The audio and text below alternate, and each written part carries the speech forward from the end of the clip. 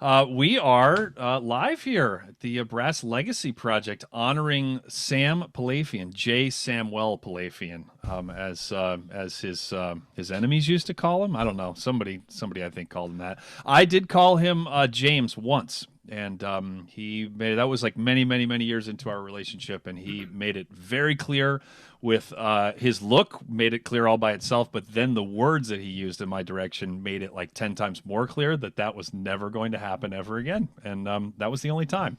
So but Lance, why don't you talk about how honored we are to have all these people here? We are honored. I mean, when this idea came about, we weren't. I mean, of course, Sam left a huge wake, and we spent a long time trying to figure out how to commemorate and celebrate, and we only know how to do this. So we thought, well, we should just invite people that are smarter and more talented than we are, and unleash them on the universe, and have them create awesome, tell awesome stories, and share, what Sam meant to each of us, like the impact that he left. So we're just so tickled that you took out some time of your day to do that for us. So thank you for being a part of this.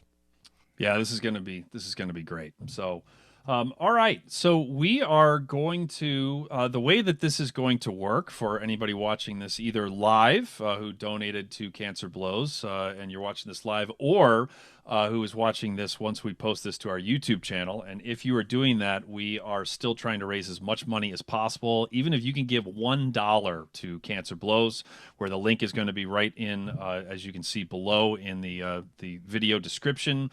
And if you could mention on social media that you've donated in honor of Sam for this Brass Legacy project, use the hashtag YeahMan, which was of course his go-to phrase, then that would be awesome. We're just going to try and raise as much money as we possibly can.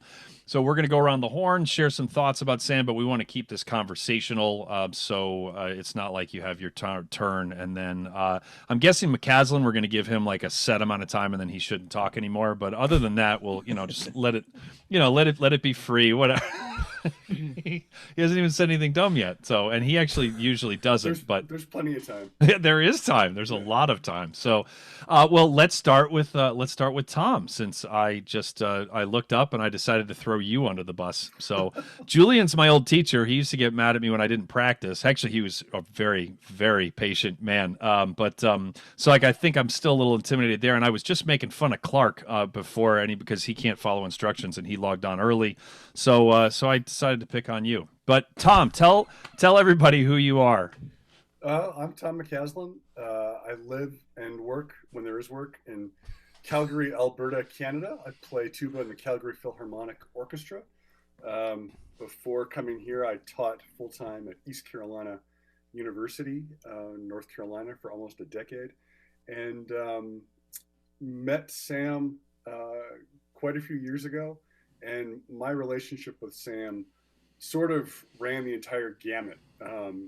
When I first learned who he was sort of godlike status. I got Empire Brass CD out from the library. It was the first time I really had to try to think as far back as I could as when Sam wasn't someone that I knew about. And really that was my introduction, was a Telarc CD. I think it was the Canadian Brass Plays Broadway album was the very first thing I heard. And I was just in awe of this, of the tuba sound, of the flexibility of everything. And it was just an idol. I was like, wow, this is incredible. Did you say Canadian Brass? Oh, did I? Sorry. I already said Canadian. That's the disc, Empire Brass. Dude, Lance, I think I thought about it. Yeah, I'm going in. Sorry, Clarke. I Sam think would have that laughed. I think that Lance was in the band in Boston Brass when we were doing a clinic at a high school, and the band director introduced us to the whole band, and then said, "And ladies and gentlemen, help me welcome Dallas Brass." And that was, and then they all clapped, and and then I think we called ourselves Dallas Brass for that whole clinic because you just go with it. So anyway, apologies. yeah, sorry. Go ahead, pick back up, Tom. No, but it was that CD that I heard him in. And my dad actually picked up his Traveling Light CD when he was traveling in Toronto.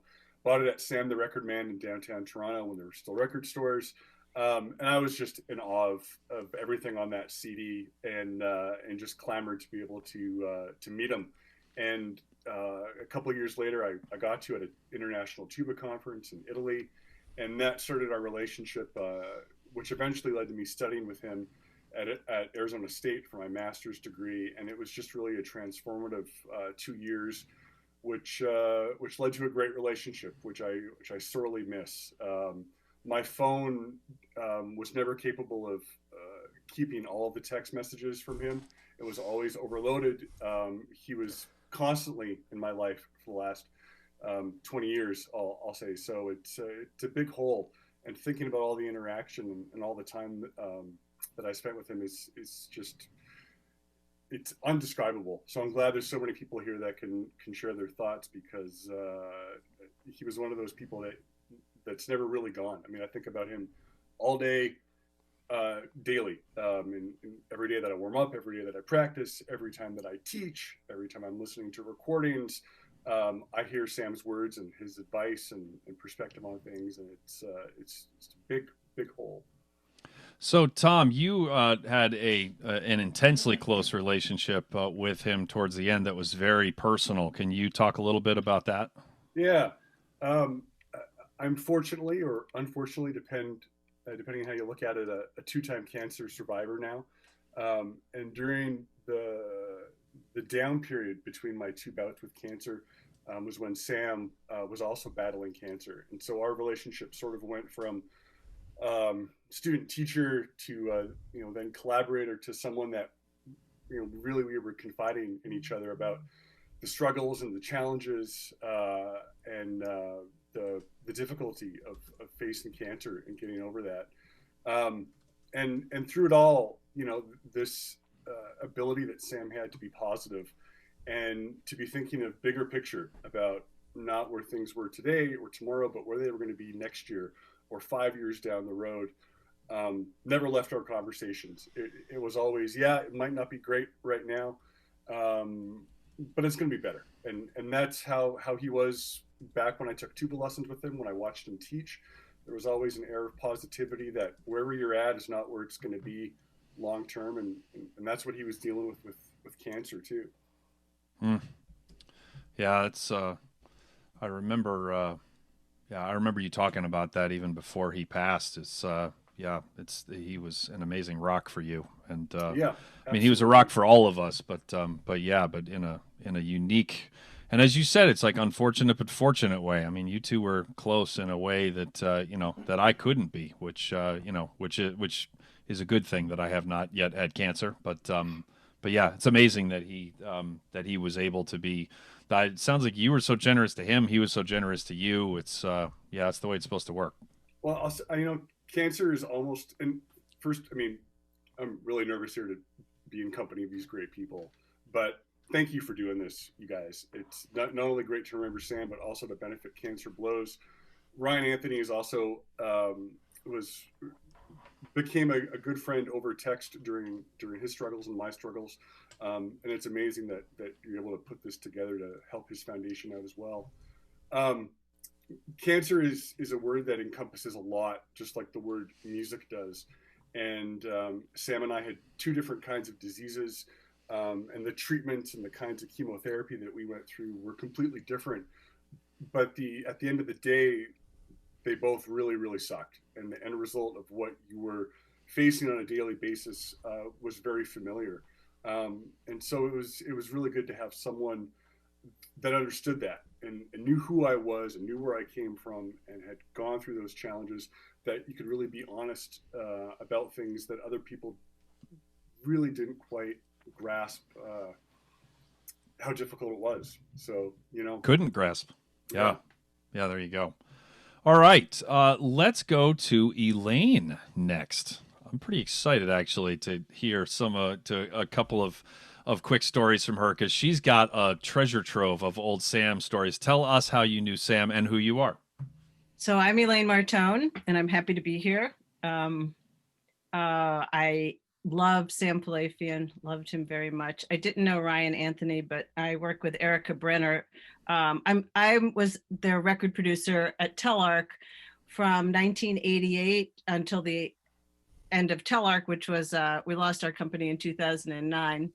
I produced over 12 CDs with Sam, maybe 20 with the Empire Brass. I have the little jackets right here. How cool is that?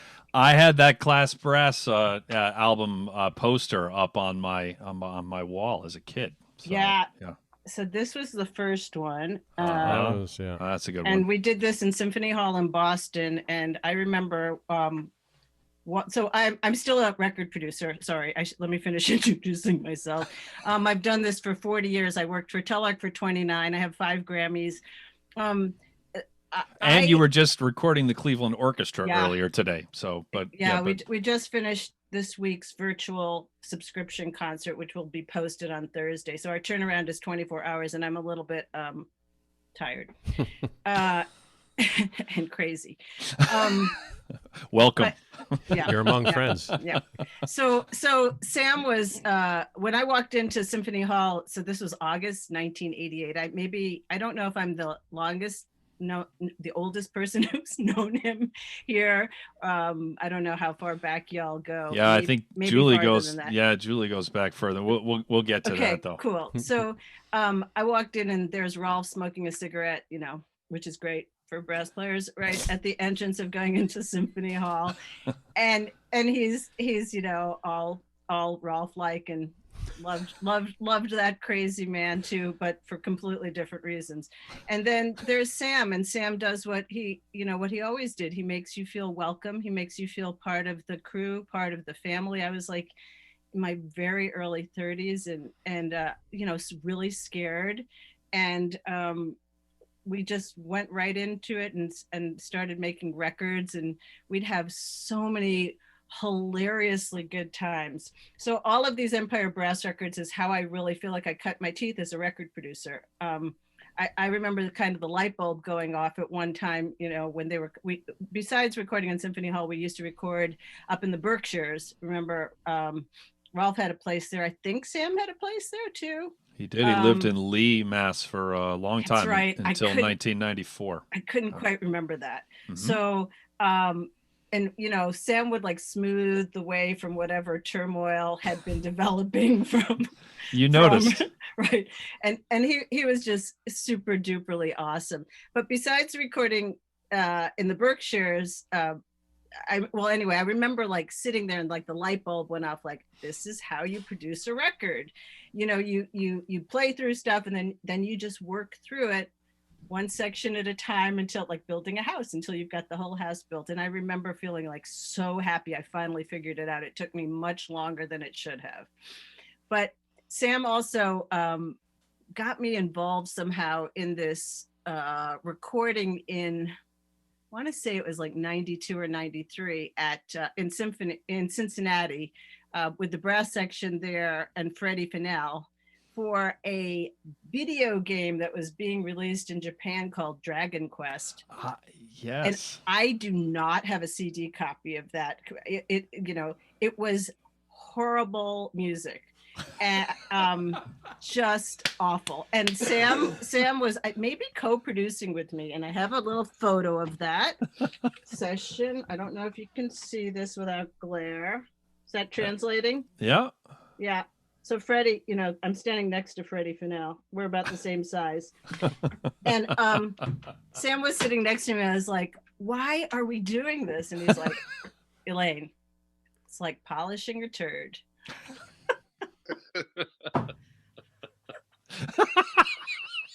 Yeah. There you go. A Fred Fennell turd is probably a lot nicer than 99% of turds, but it was amazing. The other story I have about Sam is that when we started doing this, we were recording an Empire Brass record called, I think, Brass on Broadway. I think the one you referred to there, Tom. Yeah. The Canadian Brass on Broadway? It was either Brass on, yeah, exactly. Or maybe it was, oh, no. We were recording this one, Braggin' and Brass. Uh-huh. And we were in Cleveland because I think we couldn't record in Lenox. Or we used to make 2 or 3 records a year, which, is insane. Mm-hmm. But we were recording that, and Sam and came over and was sitting at my dining room table right before the sessions. He's like, Elaine, I've got a great idea. At the end of the session, we should just stay a couple extra hours and record another album. And we invented Travel and Light at my dining room table. No kidding. It was a blast. Yes. Wow. I didn't know that was a tag on to there you go. Cool. If you look at the dates on those CDs, they're like joop, joop. Wow. Yep. Then we recorded 2 more Travel and Lights after that, and then Sam he quit the Empire Brass and went out to Arizona. Mm-hmm. And we talked now and then, but I really, really did not keep in touch with him. We just have an occasional. And then when I heard that he was sick and saw all the posts, and Andrew, the amazing, I don't know you. I mean, I've never met you in person, but your posts were so moving, but also right on about that man. Thank you. He profoundly impacted my life. So I also want to thank you for doing it. And on behalf of cancer survivors and cancer fighters, Cancer Blows is awesome. Good stuff. There you go. I had no idea about Travel and Light being at the end of an Empire recording session. I had no idea. That's so was neat. the rest of the band? So the Travel and Light was Frank on that first record? I can't remember. Frank was on the first record. Yeah, Frank happened to be playing on this record. And there was Frank Vignola and Mark Shane. I have no idea if he stayed part of it, but Travel and Light became Sam. It was Sam and Frank. Yeah.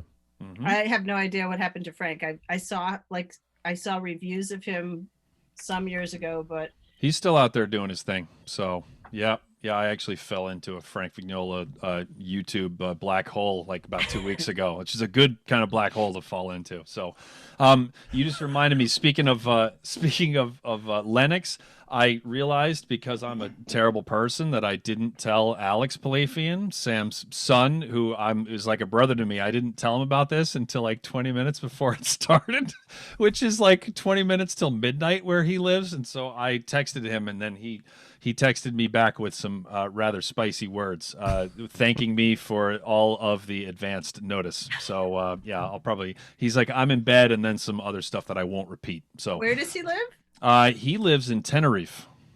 So Whoa. yeah, it's he probably could have used a little bit more notice than 20 minutes, but you know what? He got what he got, and he's going to be happy about it. So there. So anyway, speaking of recording, let's go to Clarke. Clarke, whose name is deliciously spelled with an extra E on there, just to add a little spice. Clarke Rigsby, who are you? Why are you on this call? That's a good question. Kudos to he's been asking himself for 20 minutes. Hits and Leduc's organization. You said get it together for Sam P, and I thought you meant Sam Phillips from Sun Recording. So I just now understand that it's Pilafian. It's Pilafian. Yeah, it's the tuba guy. I get it. It's the tuba guy. Well, I was Sam's partner once he came to Arizona sometime in the late 20th century. And we made records together for 20-something years until he went to Florida. So we did lots and lots of stuff together, and including Tom McCaslin's record, which was really fun. Mm-hmm. And then some dummies, Boston Brass, some of that kind of stuff. But we could do without the commentary. We got to fit everybody in here, Clarke. Sorry. Well, I already had a spit take on my computer screen from Lance. You're welcome. Yeah. So, but anyway, Sam and I traveled near and far to do records, and I know every one of your names from these stories, by the way. And he had tons of respect for every one of you, and I won't tell you the other stuff he said, but in general, it was great. I can just tell you.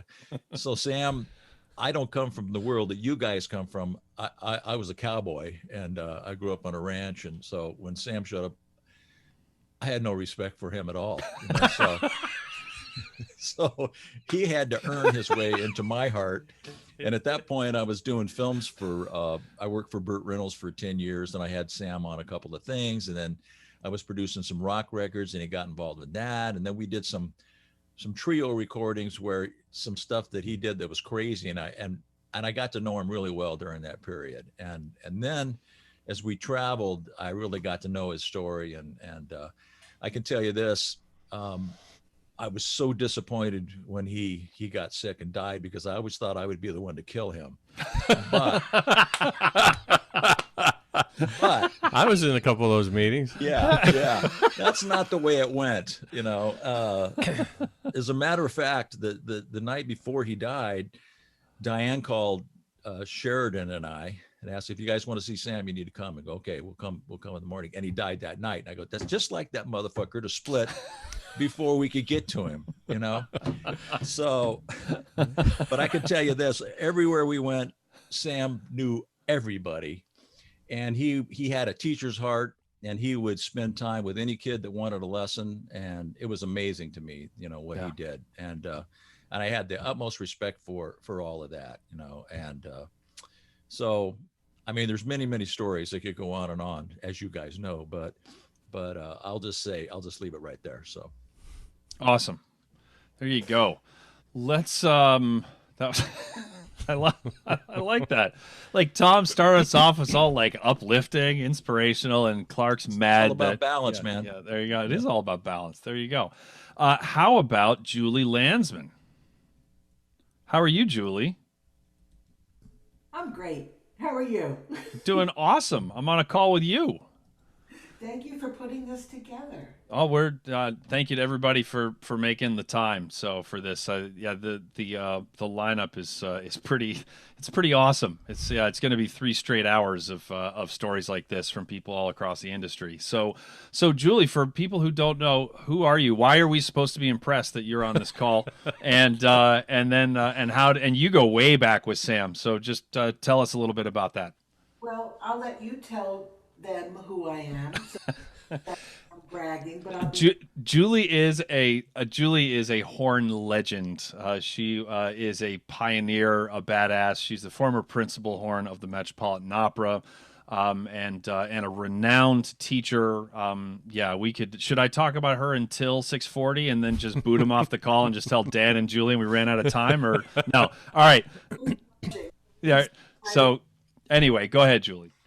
So Sam and I go back to the 70s, before Arizona, before Florida, when Sam was a freelancer in New York. And I had the privilege of playing with this musical giant and genius in New York City ballet companies. There were visiting orchestras and visiting ballet companies, and Sam and I were in the brass section together. We played in the Met, but we weren't in the Met Orchestra. We were in this freelance group that Lauren Glickman put together. Does anybody here even know who Lauren Glickman was? He was a big-time contractor in New York City back in the 70s and 80s. He contracted the mostly Mozart Orchestra originally and all the ballet orchestras that came through the Met. So Sam and I got to work together, and then there was another moment of Samness with Mark Gould and I. We were in a wild brass quintet. Just about the group I was in with Gould was wild. With Sam had an extra element of wildness. We had a lot of fun. I remember riding in the back of a truck with these guys while the truck was moving for some parade. God knows what it was. I have no idea. But it was crazy. Crazy and a lot of fun. Wow, I think that you win the prize, right? I know Dan goes back to what, like around 1980 or so, give or take, and Julian is sometime in the 80s, and I'm in the 80s. But I think Julie wins the prize. So except for the oldest, like I told you. Well, no, I wasn't. I wasn't saying. Pull up, congratulations, pull up, Julie. pull up. You're the oldest person on this call. No, that's not what I was saying, Julie. Happy. I'm old and happy. The other thing is, I want to mention Diane, who I pray is listening to this. Diane was my friend even before then. We lived in the same building in New York City at 808 West End Avenue. When she lived with this guy named Monty, and she really upgraded with Sam. Well, Monty, that's all you need to know right there. I want to know from Monty. But I love Diane, and she and I used to laugh. We had some very private jokes where I'm going to leave out the word for the description of the shoes that she used to wear. But they were see-through plastic shoes. I think we played at ABT together, if I'm not mistaken, Diane. Didn't we play in the Met Orchestra location in ABT? And isn't that where you wore those special shoes? Very, very long time ago during the freelance days in New York. So I just want to put in a really kind and loving word for Diane, who was at Sam's side through everything. Yeah. I only heard about Sam's illness because of you, Andrew. Again, Facebook and lots of very heartfelt posts, which is when I reconnected with Diane, just to send Great. my wishes. And, you know, it was hard news to hear. I get Yeah. choked up just even remembering hearing and reading all of the legacies and posts in Sam's honor. So Diane, if you're out there, much love to you. I don't know your son. This was way before Sam and Diane were together, but I knew them as individuals with great fondness. So you know how I said that I told Alex 20 minutes before we started. I told Diane 21 minutes before we started. So I'm a garbage human. Is basically the bottom line. So. Well, you have a name for your memoir now. No, luckily this is all being recorded and this is all going to be released on YouTube because obviously we want this to be seen by everybody far and wide. So, well, thank you, Julie. Thanks for joining us. Let's see here. Let's go to, we got two people who are in Boston at the same time, tuba players. So I actually don't know. They might be like great friends, acquaintances, or they might be like arch enemies. I think we're about to find out. Let's start with Julian Dixon. Yeah, I'm kind of hoping for arch enemies because it would kind of spice things up a little bit here. But yeah. Oh, it's me, Julian, but the not tuba player that is the one. Sam trusted me to reside in his condo as a student, a block away from school. I come from San Francisco. I'm still playing tuba, playing with the Sacramento Philharmonic and Opera and the Sacramento Choral Society and a big studio at Sacramento State. I remember seeing, like you, Tom, seeing Sam a concert with the Empire Brass. I was coming new into the world of brass. It was around my birthday and around 1983, I'd say. And I heard the sound and I had the epiphany. I had to do that, that brass sound. I was just being introduced to them at that concert. And and like every student, I encourage you to go up and introduce yourself to your inspiration. Say, hey, I enjoyed your concert. And little did I know, probably just about over a year later, I had the opportunity for my first big gig was to play at the Tokyo Disneyland for it opened. I was in my junior year in college, and they called and said, come play in a Jamaican police band. And so I was, walking around Tokyo trying to learn Japanese, and I see a picture at the Yamaha shop, and I see the Empire Brass and a bunch of Japanese, and say, where's this event? And it was like, Ueno no Koen, the park. They're giving a concert. Empire would go to Japan religiously. And so I found a way of getting a ticket. I showed up there. More than 3,000 seat auditorium. I'm the only American person of color in that audience, and they come rushing out on stage, playing that concert, and just blowing us all away. Afterwards, I went up and said hello, and Sam was totally blown away. And Larry Isaacson was playing trombone with him at the time. Larry Isaacson had just coached me like a year earlier in the first San Francisco Symphony Youth Orchestra. He was playing second trombone there. So here I have two familiar faces in the Empire Brass seeing me in Tokyo, this little kid, barely 20. And what was so beautiful about it, Sam said he was in town for a few days. He took me aside and introduced me to all the local professional players in Tokyo. Meet the folks in the ballet, the orchestra. We had a little sit down and powwow and really got to introduce myself to that world, all the players, tuba gathering, all these greats. And so he says, "Oh, Julian, when you're done, what's coming with school?" And it's like, "Well, I still have to finish my education, my junior year." And he says, "Why don't you come study with me in Boston?" I said, "Hell yeah." So he's this major impression of introduction and meeting each other in Japan. As soon as I get back, I transfer out to Boston University, and I'm loving brass quintet. And that's where I met Dan, was part of our studio. And I jumped on board the Atlantic brass quintet, and the Boston brass quintet were also starting, and the was the other group, Earl Rainey's group, Epic brass. So that next generation was bubbling and hustling, and you know, as a member of the Atlantic, I got to spend summers up at Tanglewood at the Empire Brass Quintet Seminar, really coaching, running the program, actually. We would run the program, then they come in, do their little 2 minutes, and then go off. And to your point, Elaine, about that recording schedule, like the summers were always where they were preparing the next season, the next round. Yeah. And I had the privilege of, you know, being close enough to Sam that it's kind of like his assistant, as a technical assistant on the tuba romp. I don't know, did you get on that tuba romp up in Methuen, this big pump house? He did the tuba romp album. That's another glorious recording. But I got to be behind the scenes. I for Street Song recording.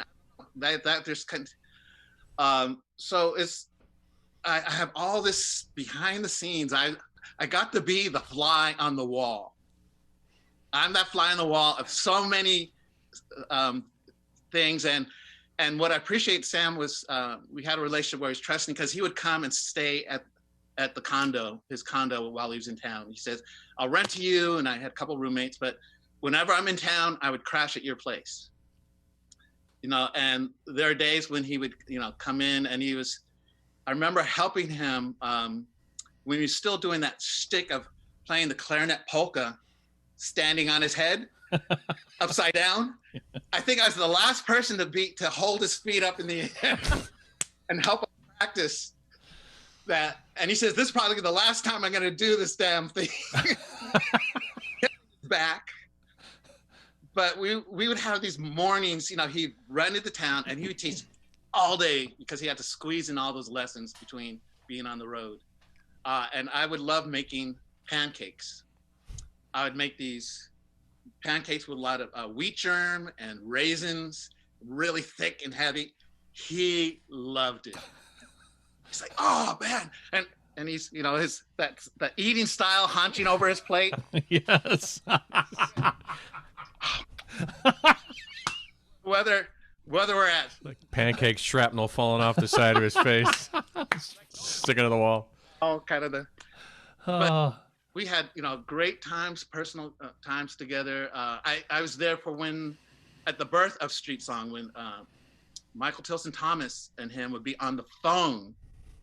You know, it'll be either super early in the morning or late at night, and they'd be dictating to each other. Wow.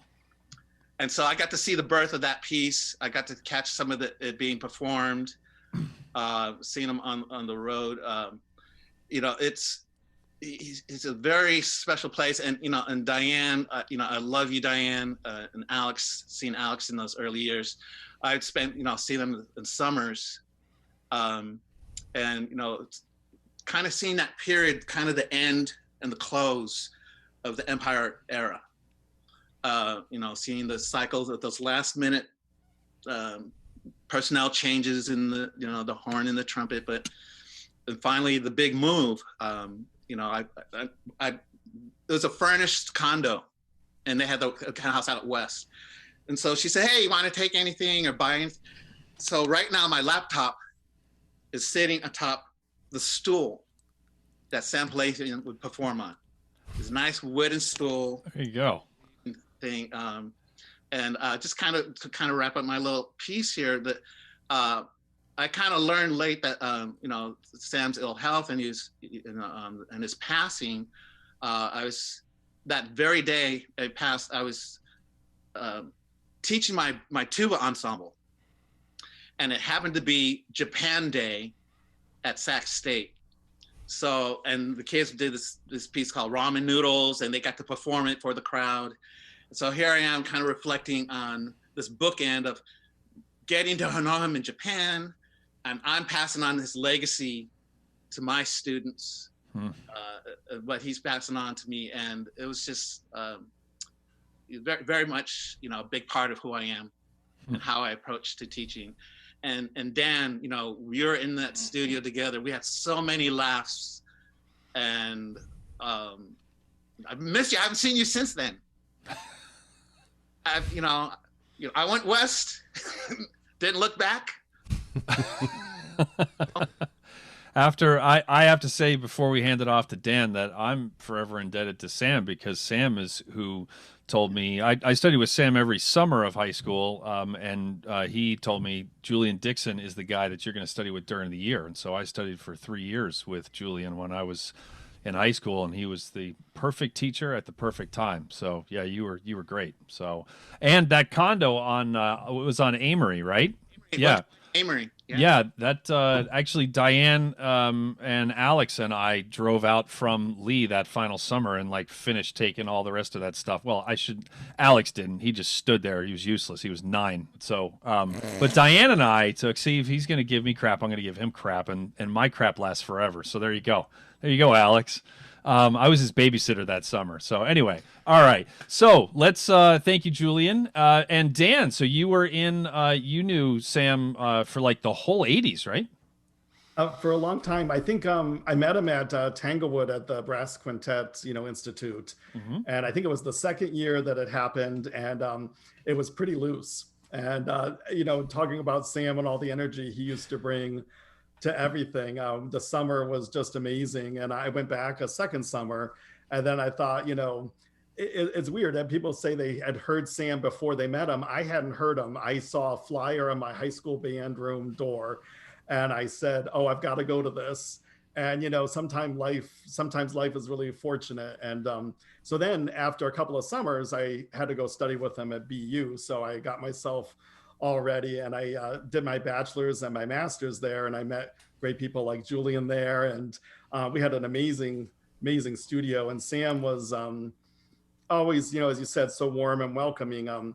With the Empire Brass tour schedule, he would be gone for many weeks, and so we would have a lesson about every 3 weeks, which is pretty unusual. For the rest of the time, you sort of had to self-direct yourself. And but it was a lot of fun, and he would come back, and it would be this whirlwind of energy. And I don't know if you remember this, Julian, but he used to always in between lessons, send you out to go get pizza for him at the pizza place. B-Hop, yeah, of course. Right. And it was great. And he would, if you got him pizza, he'd buy you pizza, while you were getting it. So it was terrific. And I remember taking care of their dog when Alex was being born, the day he was being born. And hi, Diane. And I don't know, I think I've told you this story, but I never had a dog before, so I didn't know much about dogs. So I like where this is going. So I take the dog to the park that's a couple blocks further away from the house. And I'm like, okay. And then I'm thinking, well, what do you do with a dog? You let it off the leash and let it run around. And some lady comes back and says, your dog doesn't like my dog. And I'm like, okay. So I'm trying to grab the dog. It's not my dog. Yeah, I don't get there in time. And so they get into a dog fight. And I'm thinking, there's just no way that I can let anything happen to this dog while, Diane's having a baby. And, so I reach in there and I pull the dog off, and I tell the other owner, pull your dog apart. And by then the dog was bleeding and all of that. So I carry the dog out, and I get a taxi, and I say, no, we got to go. And so I take the dog off to the animal hospital. And then I need to go and call, Sam and say, well, how's the baby? And tell him about the dog. And it was pretty wild. But I was going to say, I think of Sam, all the time, and, teaching all my students. I just retired from teaching at Edinburgh University after 25 years. And every day, what Sam taught me, it was amazing. And as Julian was saying too, he was really great at getting people to do things around the whole music business. And there was a time when they hired a vice president from Columbia Artists to come and work for them. And so I worked in their office at BU. That's where they ran the Empire Brass out of. And I worked there, for as a student worker. And it was great because I got to see all the faxes flying back and forth, and, Rolf deciding to stay in a different hotel, and contracts coming in from Japan, but being FedExed to the wrong place. And you really got to see all that was right off of the lobby on the first floor, right? That office. Yeah. It was really something. So, and it was a lot of fun. And trying to think of I guess there are lots of stories to tell, but sure. It was just So great to see after Sam. you watched his dog, did he ever let you watch Alex? No. He didn't have that high of a bar. I was in charge of Alex for a whole summer when I was 18, and I was a complete ass. Yeah, I was just like, I let Alex off his leash, and the next thing I know, he's fighting with another dog. we're in the hospital. It was a bloody cab ride. Yeah, no, that didn't happen. All right. Well, in 3 minutes here, we are going to have a gaggle of knuckleheads who are about to drop in here. So we're going to have to say goodbye to this first. And by the way, the next group has Pat Sheridan, has Mark Gould. Who else does it have? Oh, here comes Gould. I decided to put all of the problem people in the same group, which Pat said that's wise. I was going to diffuse them. I was like, no, let's just take the pill, swallow it, and be done with it. So anyway, thank you all. And we'll let you know. Thank you so much. Round of applause. Thank you, All right, bye. Woot. See ya. All right, so that was awesome. Now we're gonna see how long who's gonna take the longest to hang up or turn their camera off. It's a competition now between Julian and Clarke.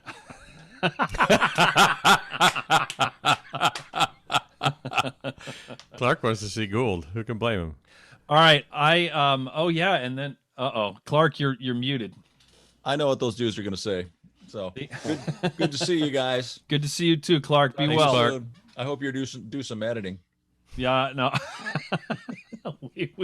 We're gonna try and figure out if we can edit you out completely. So Absolutely. I think Me we're and just Sheridan. we're just gonna put this up. So Right. yeah. Anyway. Yeah, our careers are over. What the hell? Yeah,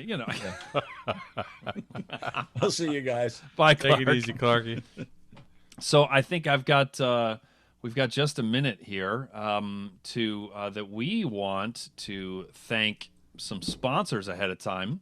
If you are just tuning in to this on YouTube, we are looking to raise as much money as possible for Cancer Blows. And if you can donate to Cancer Blows and then post about it on social media, linking to this video and the Brass Legacy Project and Sam Pilafian, use the hashtag YeahMan. If you can donate $1, please do it. $5, $50, whatever.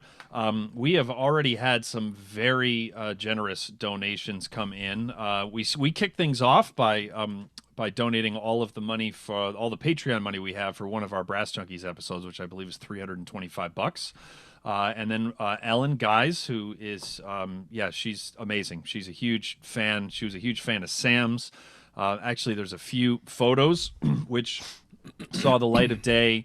I believe it was shortly after he passed. I think it was the summer after he passed that she went to the archives at Interlaken and uncovered like a couple of really old photos that had not, to my knowledge, had not been seen by anybody in a very long time. Ellen donated $250, which is pretty awesome. Oh boy, now the knuckleheads are all streaming in. And Bud Johnson, Todd Jackson, Michael Saltzman. Thank you so much to everybody. But we're gonna try and keep and now Gould has his camera on. See, it was fine, and then Gould turned his camera on. So yeah, thank you to everybody who's donated. We're gonna try and that was the other one. So we are. We decided, we came up with a strategy. By we, I mean me. And Pat's not here yet, but I bet he's about to drop in. I was trying to decide whether I was going to, specifically, I was worried about JD and Gould and Jens and Pat. And I was like, all right, because they're all kind of, well, problems. So do I put like one in each group? Do I spread them out? And then I was like, I think we need to just rip the Band-Aid off and put them all in one group so the other three will run smoothly. So this is the 45 minutes, Lance, that we need to buckle up. And Jacobetz is no walk in the park either. But anyway, so how are you all? Well, it depends on just how public we are. We are very, very public. We already have an audience, and this is going to be going on YouTube unedited. So, and it's going to probably be watched by a lot of people. Doing splendidly. It's a lovely day in California, 75 and sunny. COVID numbers are on the downward slope because we have beautiful weather, palm trees right there in my background. Go ahead, hate me if you want. It has nothing to do with your background. Yeah, it's weird. I hated you before California. Sorry, go ahead, Gould. No, but I haven't seen that background before. Usually when I see you, you're next to like an air conditioner, so you can't be heard. Now for hits, you fucking dress up. Are you kidding me? Dress it up. I got a palm tree. There's one palm tree, man. Everything else is napalmed.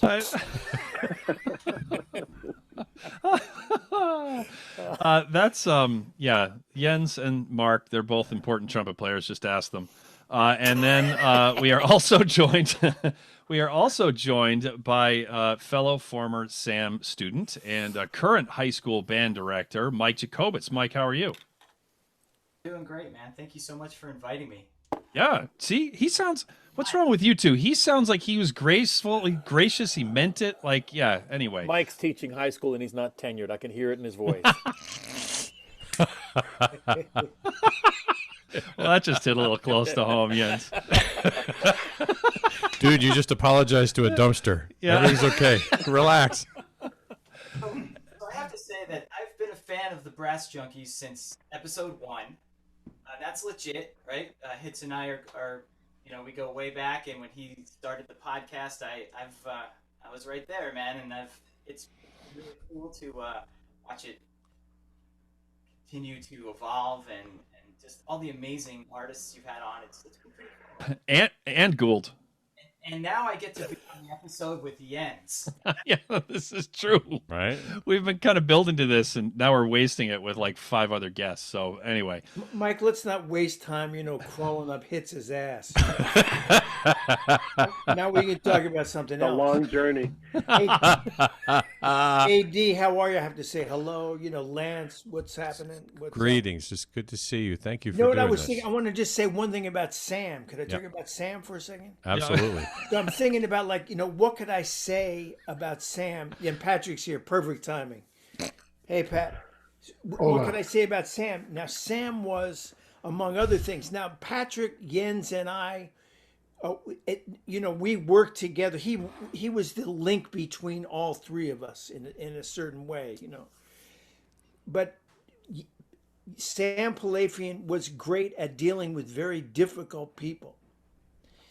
And first he had Ralph Schmedvig. Now that's off the charts. That's like an uncharted waters of difficulty. We're talking about like nearing Donald Trump level of difficulty. Then, you get down to a little bit less he was Patrick Sheridan, very difficult. Patrick Sheridan plays the tuba, but he picked the wrong instrument. He's like one of those guys. It's sort of a tragedy that he picked the tuba to play. Uh-oh, here it comes. Go ahead, man. It's a relief to Jens, though.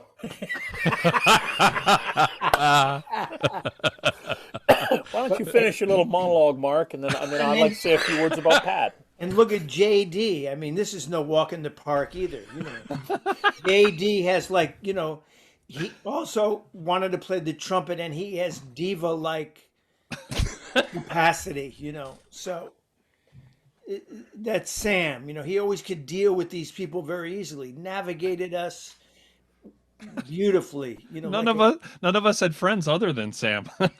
He was the only one. Right, he was the only one who would take us. Yes, Exactly. Broadway Danny Rose, you know, Armenian Sam Pilafian. You know. All right, enough out of you, Gould. JD Shaw, how are you? I'm good, thanks, man. You didn't tell me I was going to be on with Jens, though, so I'm a little pissed.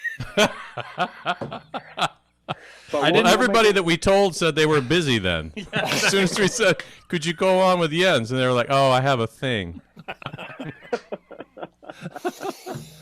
So JD, it's good to have you. And see, I was just about to get to Pat, and then yeah.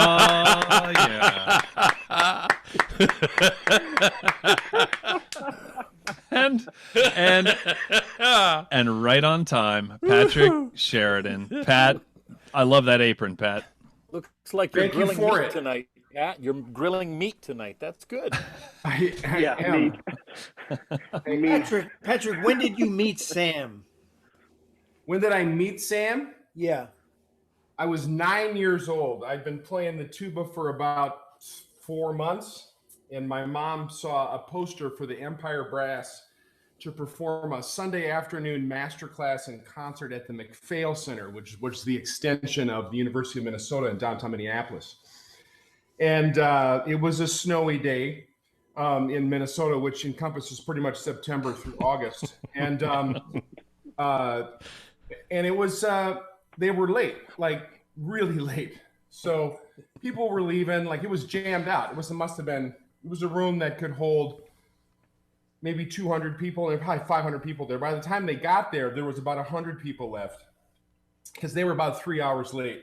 But Sam somehow was like, you know, jumping out of the car, calling from a gas station with a pocket full of quarters to whoever was answering the phone on a Sunday afternoon at this tent outside in Minneapolis.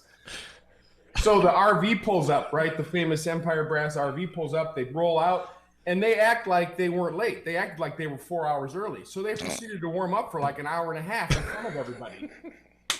Like there were going to be more people showing up. And nobody said anything, right? It was hilarious. And I'm looking at my mom like, man, this is cool to be a professional musician. Like you just do whatever you want. And it was weird too. There was a lot of dissonance in the room because they had the poster had Charlie Lewis on it, but Charlie wasn't in the band on that tour. So then everybody's like, "Where's the black guy?" Right? It was like everybody's looking around, like, what? And then in Minnesota, that on a poster was enough to get people to come out. So it was completely like, so they warmed up, and then Sam was doing the Sam thing when he warmed up, right? So he's playing like 19 octaves. And doing things on the tuba that, you know, at my depth of experience at 6 months of playing the instrument, dark depths, I had ascertained that there was some things he could do that I couldn't do. Ascertained. And so until you were 11. It was right, exactly. Like it was like I was 9, right? And I was pissed. And he played the really super high notes, and I'm like, that's no. So then mom's like, okay, we're going to go meet him afterward. And I'm like, no, I got to practice because I can't cut him yet. And she's like, please don't talk to him like that.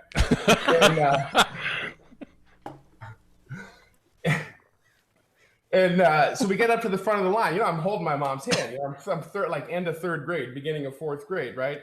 And he's like, then he was the quintessential meeting of Sam. Like, he's super nice. Like, hey, young man, how's it going? Oh, you play the tuba. How cool. How long have you been playing? You know what I mean? Like, just the usual Sam patter on the way in that made you feel like just incredible, right? So then he did his thing. And then I was like, you know, you guys were late. And he's like, for what? And I said, for the time on the poster, man. And he's like, let me see that. He looks at the poster, he's like, and then, you know, like a number of explicatives flew, and I was like, oh, I really like this guy now. He said bad words. Right. And tuba. And so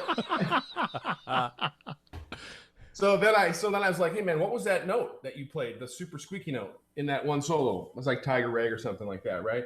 And what was that? And he's like, oh, you know, he made like double high F or quadruple high, you know, wishful thinking in the Lindemann household, something like that. And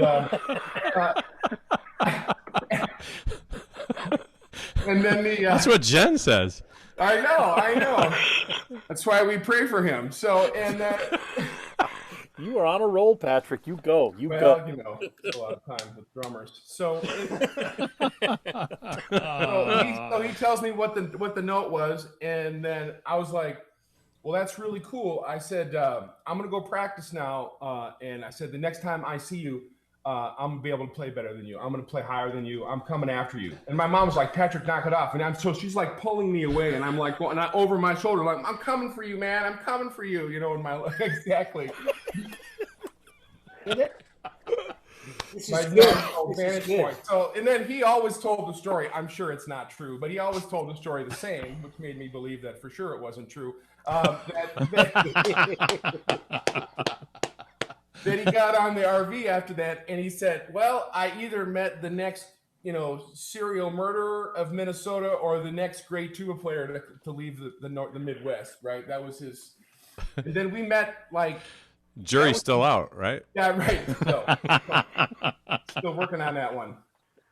And so then we kept in touch, right? And then I, you know, started, I think maybe the next year I sent a tape to Tanglewood, which you can't do when you're 11.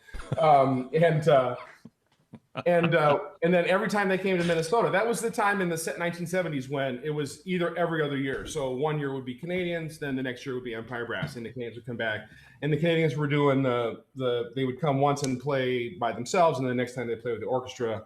And Empire was doing usually like in a big hall, and then the next every other year would be like in a high school auditorium kind of a thing. But so it was awesome to have those two quintets rolling through town once a year. The entire time as a developing young musician. Like, I mean, I went to an Empire, that concert in the first year I played the tuba. So that's ridiculous. That's you know, synchronicity. So you met him when you were 9, and you told him you were coming for him. That's it. So you were like psychotic. I did. I wasn't sensed by the fact that he could play so high on the instrument. It just pissed me off no end, and it was absurd. Like, how can you have an opinion about that when you're that young? I could hardly play the tuba. I've never known you to have opinions, so that was very uncharacteristic of you, Pat. And that's coming from me. Strange. And then you guys somehow figured out how to make the world pay you like millions of dollars to teach us how to breathe, which we all do all day anyways. God, you guys are smarter than I give you credit for. It's our pet rock, right? Yeah, exactly. All right, let's jump to Mike Jacobetz. So, Mike, tell us how you met Sam, and then I'd love to hear briefly how he has influenced you as a band director, or continues to influence you as a band director. Well, I met Sam for the first time actually right before I started school. I auditioned for him, and he was not there. They taped the audition. So, you know, I flew out from New Jersey to do my audition, and you know, I ended up getting a phone call, you know, and it was one of the most thrilling moments of my life. Like there's Sam Pilafian on my answering machine going, you know, we'd like to offer you the spot in our studio, and I was just like amazed, you know.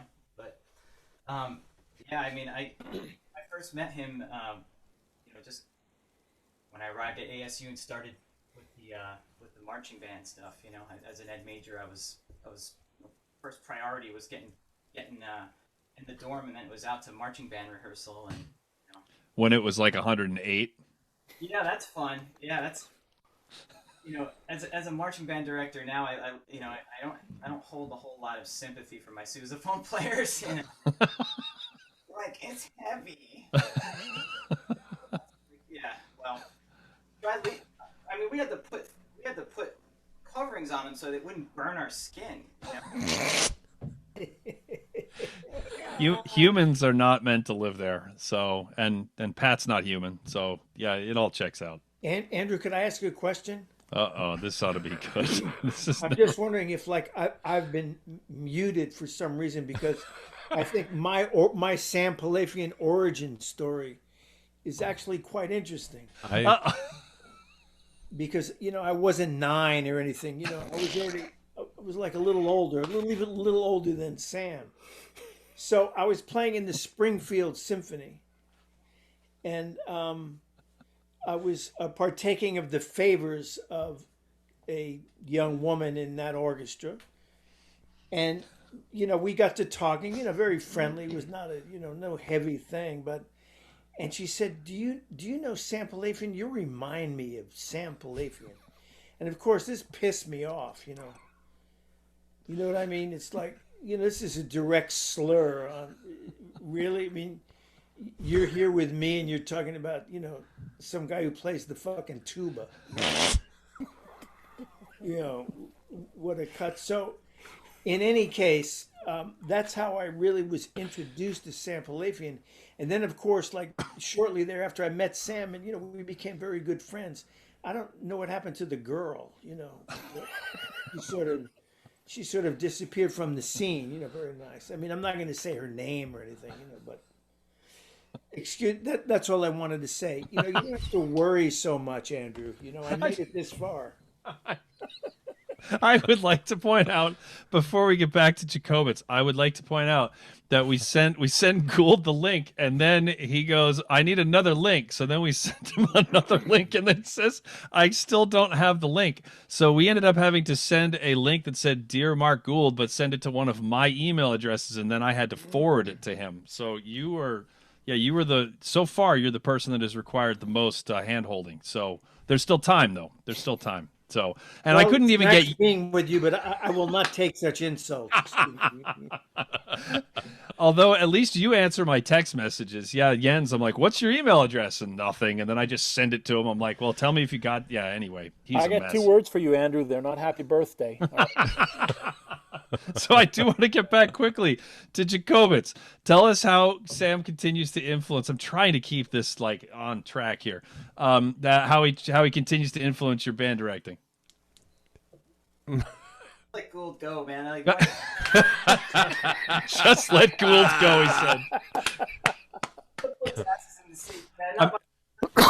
I mean, I'll be honest. I would rather let Gould go than to hear about your band. But we're just. Listen, I think it's important thing to say that, you know, I mean, looking at the people that you've brought in for this, it's just an incredible list of, you know, who's who, and I just think it's important to say that there's a lot of us out there that are in education, and or every single day we're like out there trying to share what we learned from Sam, and I think that's important, you know, like trying to carry the legacy, the torch, whatever it is, like he shared with us forward, and seeing it, you know, just live on is an amazing thing, and yeah. It's a great cause too, you know, with Cancer Blows, and just, you know me personally, I've, you know, having Sam go from cancer, and, you know, my dad shortly after from cancer, and, you know, it was like so intense, you know, and it's hard to put into words like how to thank, you know, him for all that, and just, you did a good job. I mean, it's an incredible thing, and there's a lot of us out there that, you know, we're not superstars in the brass world, but, you know, like, you know, Sam, it just means so much to every single day I'm getting in front of a band, and I'm doing the breathing gym, you know, like every day, you know, like it's like it's one of the best parts of my day, really, you know. I get to, like, you know, move around and you know, and try to like have that same sort of energy, you know, and like.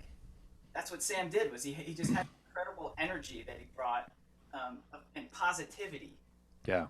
And I feel like, as you know, especially trying to teach in the conditions that we're in now, it's like having that energy is even more important. You know, it's trying to be the, you know, just leading by example with trying to like deal with adverse situation in a positive way, you know, and I definitely got that from him, you know, like that, you know, like his work ethic,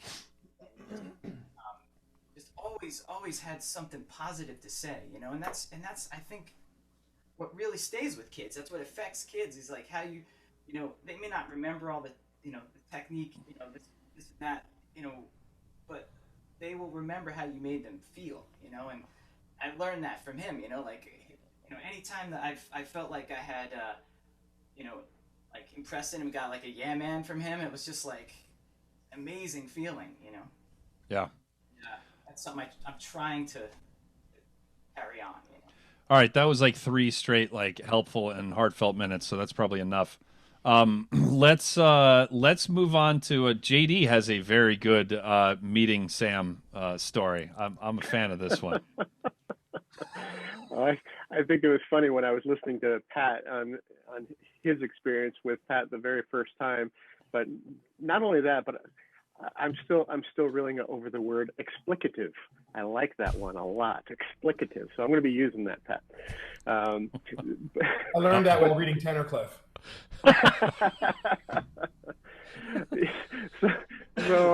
Yeah, meeting Sam for the first time was, I would probably say, has to be the most interesting first experience I've ever had with someone. We were when I was in Boston male and female both. Yeah, this is pretty good.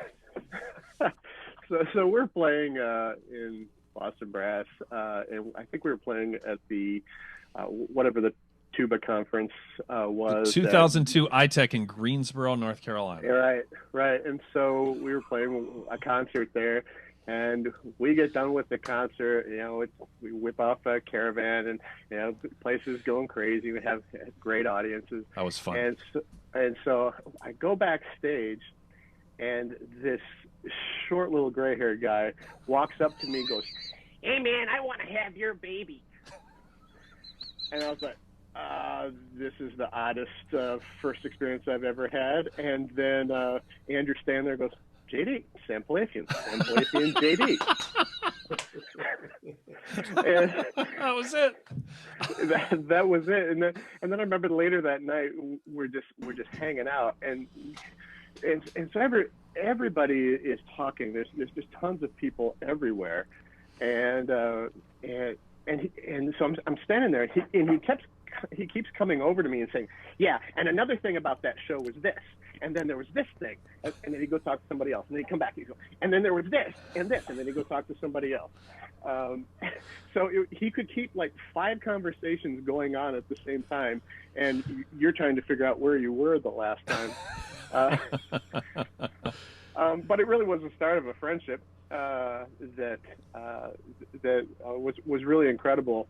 The influence of Sam on my life, yes, he was a big musical influence, certainly, both from an education standpoint and just from an artistic standpoint. But the thing that always occurred to me about Sam was how open he was to everything. Like if somebody came at him with something that you could tell he didn't agree with it necessarily, or if he didn't understand it, he never dismissed it. He never made a judgment on it. And he would just always say, "Oh, really? Cool. Tell me about that." You know, he would try to get more information out of you. And I remember just watching him operate in that regard, and especially kind of in a society where everybody can be so judgmental and kind of have their own beliefs and dogmas. Just watching a person who was so incredibly open to everything that was coming at him. And he would never discount anything. I mean, you could bring up some of the craziest conspiracy theory. He'd be like, "Oh yeah, tell me about that."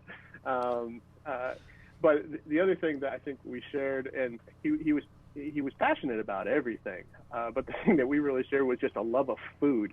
I remember we did a camp in Las Vegas, and we were teaching high school kids and college kids and things like this. But the reason that we said yes to it was because we were done with the camp every day about 5 o'clock.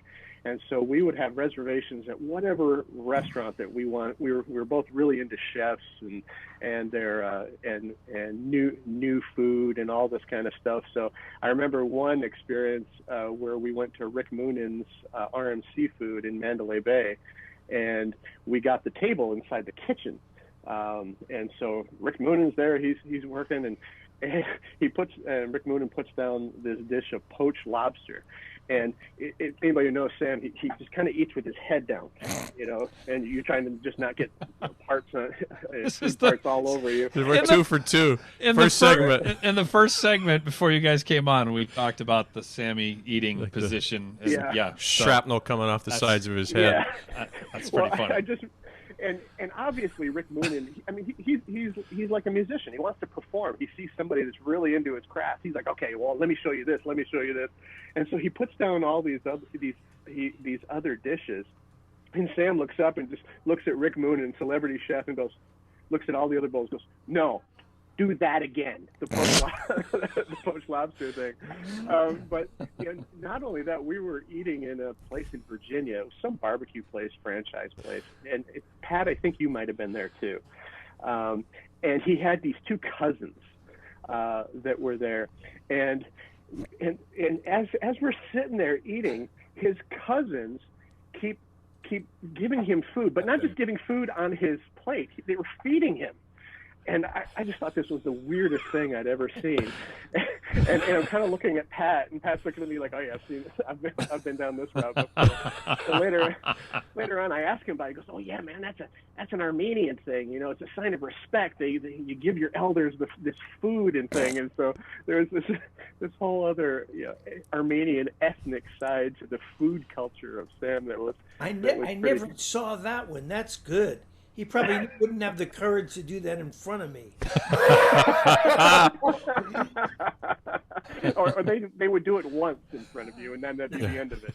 Yeah, he was the eldest cousin, right? And so it was his 2 cousins, and so he was the eldest of all of them. And so this was the thing. Yeah, we did. We were sitting. It was in Virginia, wasn't it? We were sitting on the other side of the table watching it go down, and you couldn't like look at Sam and kind of go like, "Yo, dude, what in the heck's going on?" Because he was in the position, right? He was in the shovel like that. And then the spoon would come in from the side. Sam, you should try this. Oh, you should taste this. It's like it's on his plate. No, but mine is better. Man, it's like, yeah. Oh, the thing was that Sam would never respond. He would never say, "No, yours is better." He just like, and just like, keep it coming. Yeah. Oh, I wish that Sam could be on this call but muted so that he could not in any way defend himself. Just be forced to listen. That would be good. But see, Sam, like what JD said is very true. You could say something to Sam and he'd say, "Yeah, man, yeah, man." And then you could say the complete opposite, yeah, man. And I would always do, because he would come with a mouthpiece. This is like back in the 70s. He was going through a mouthpiece thing. And he'd play 70s. What are you talking about? Really, all the time? The 90s, the 2002s? Yeah. So he's going through a mouthpiece thing. Holy crap. The 2002s. And it drives you crazy. He said, "Hey, man, check this out. What are you thinking? Is blah, blah, blah, blah, blah." You play some tuba shit. No one notices anyway. It's tuba shit. You play some tuba shit, blah, blah, blah, blah. It's all about energy. That's all that matters. Yeah, there it is. And then he plays the other mouthpiece. They said, "Man, don't play that mouthpiece." "Oh, you're right, man. Absolutely. I'll never play that mouthpiece again." And I'm thinking, like, please don't fucking ask me anymore. Do not ask me about mouthpieces anymore. So for anyone who doesn't know, every episode of the Brass Junkies for like 6 years, we've made fun of Jens Lindemann, and we've never had him on the show. And it would actually be funny if we had him on this and then didn't let him speak. That would, I'm not gonna lie, the thought crossed my mind. But because that would be funny. But before we get to Jens, I'll just make him wait a little longer. JD talking, reminiscent about that 2002 tuba conference in Greensboro. There's a bunch of stories that I will not share. But there's one Sam story that can be shared, which was very funny. At a tuba conference, Sam was like the royalty of royalty, like at those things, there tend to be a lot of people that will come up and say hello to me. If I would walk next to Sam, like it was like, it's like I was invisible, which was actually kind of nice. They just all go straight to Sam. And I was at the we were with Con Selmer at the time, Boston Brass was. We were at the Con Selmer table, and Sam was standing next to me, and we were just chatting. The lobby was almost empty. Con Selmer had an F tuba prototype that was really good. It was like the talk of the conference. They never ended up making it for whatever reason, but some kid, some college kid, took it into a practice room and played on it, and then came back. And then when he came back, Sam said, who was with Boozy and Hawks at the time with Pat, but Sam said, "What'd you think of that tuba?" And the kid was like, "Oh," he said it's very good, except that the A below the staff is it's very very sharp, whatever. And Sam just like deadpanned, he goes, "No, man," he's like, "that note's fine. That's you." And the kid, because he's Sam, the kid was like, "Oh yeah, yes, sir, Mr. Pilafian, of course, thank you very much." Can I feed you? It's a great. Exactly. It was just. This. Yeah, I was like, there you go, man. You just insulted the kid, and he was like, and he's gonna go tell all his buddies that he talked to you. So yeah, that was the magic that was Sam. So, all right, so Jens. Thank you, Andrew and Lance. Pleasure to be here finally on the Brass Junkies. I haven't been formally invited, and in fact, I have yet to be formally invited. But I do realize there's a reason for that. I liked how, by the way, when Jacobetz was like, not everybody, is a superstar in the brass world. And I was thinking, like, he's throwing shade at Jens, isn't he? Yeah, that's the Jens thing. No. I know I'm a superstar, and I'll tell you why, and why your show has attained true superstardom. My 83-year-old mother, who knows next to nothing about the internet, called me a couple of months ago and was like, "Jens, I was watching on the computer, and somebody was saying they are praying for you. Is everything okay?" I had to explain, and she still didn't understand. So, I know I've made it. I know you guys have made it. 83-year-old Helga has noticed it. Get us her address. We'll send her an apron. Yeah. Pat, stand up again in case anybody has just dropped in the middle here. So we have asked for anyone who's not familiar with our usual show, if you're not enjoying this portion of the video, you probably shouldn't listen to the podcast, because this is pretty much all it is. It's not always this bad, but we have asked 130-something guests in a row about the advice for Jens with the chop problems that he is having, and he's not having any chop problems. But back in the day, he used to. Well, I mean, it's all mental, but no. But it's been brilliant. Sam told him to warm up, which I really liked. Like warm up every once in a while, which was good. There's been some good ones. So anyway, we started a whole Pray for Jens campaign, and may or may not have sent Pat an apron, because he's a real. He's a tastemaker, that tuba player, the guy with the skeleton down there. So somebody told me apparently Gould said, put me in a boat on Catalina Island and have me swim back to shore or something like that. I don't know, because to be honest, I've actually not listened to one of your broadcasts, not a single podcast. It's actually more fun to hear about it third hand, like the telephone game. By the time it gets to me, my mother's in a panic because she's dying. So one day I'll actually come onto the show, and it's better that I know nothing about you. Nothing. There you go. So all right, talk about Sam. You know what's interesting, and it's actually back to your point, Mike. Sam. I was trying to remember all these great stories, and I was trying to remember the first time I met him. And the truth is, Sam has sort of just been omnipresent since I could start thinking about the instrument, and was taken by the Canadian Brass, and then, of course, the Empire Brass, and this great tuba player. This is when I was a kid. Fast forward to many years later, I'm in the Canadian Brass, and I'm in Toronto, and Empire Brass has played a concert there at Roy Thompson Hall, and the guys came across the street to a restaurant, and Canadian Brass and Empire Brass, they were like putting cats in a room. So our guys were on one side, and their guys were on the other, but I went to the Empire Brass side, and Dave Ohanian was there. And Dave and Sammy got together, and then it was like watching Armenian Mafia. These two guys talking, and a lot of nodding and a lot of eyebrow action too, and a lot of hair. The Armenians are blessed like the Hungarians with heavy amounts of hair, like you hits. Okay, I'm challenged, but we're not getting into. Be careful, Jens. Careful. I'm not touching. Hey, listen, I am right there. Creative combing. That's what I'm calling it. Okay. Mm-hmm. So that was sort of the. Come up from your back. You'll be fine. The second time I met Sammy was about then. Then I left Canadian Brass and I went and joined Brass Band of Battle Creek, and they said, hey, there's a jam session across the street at the bar. And there's Sam Pilafian. Pat, I think you might have been there as well. It didn't matter because Sam was like the personality in the room.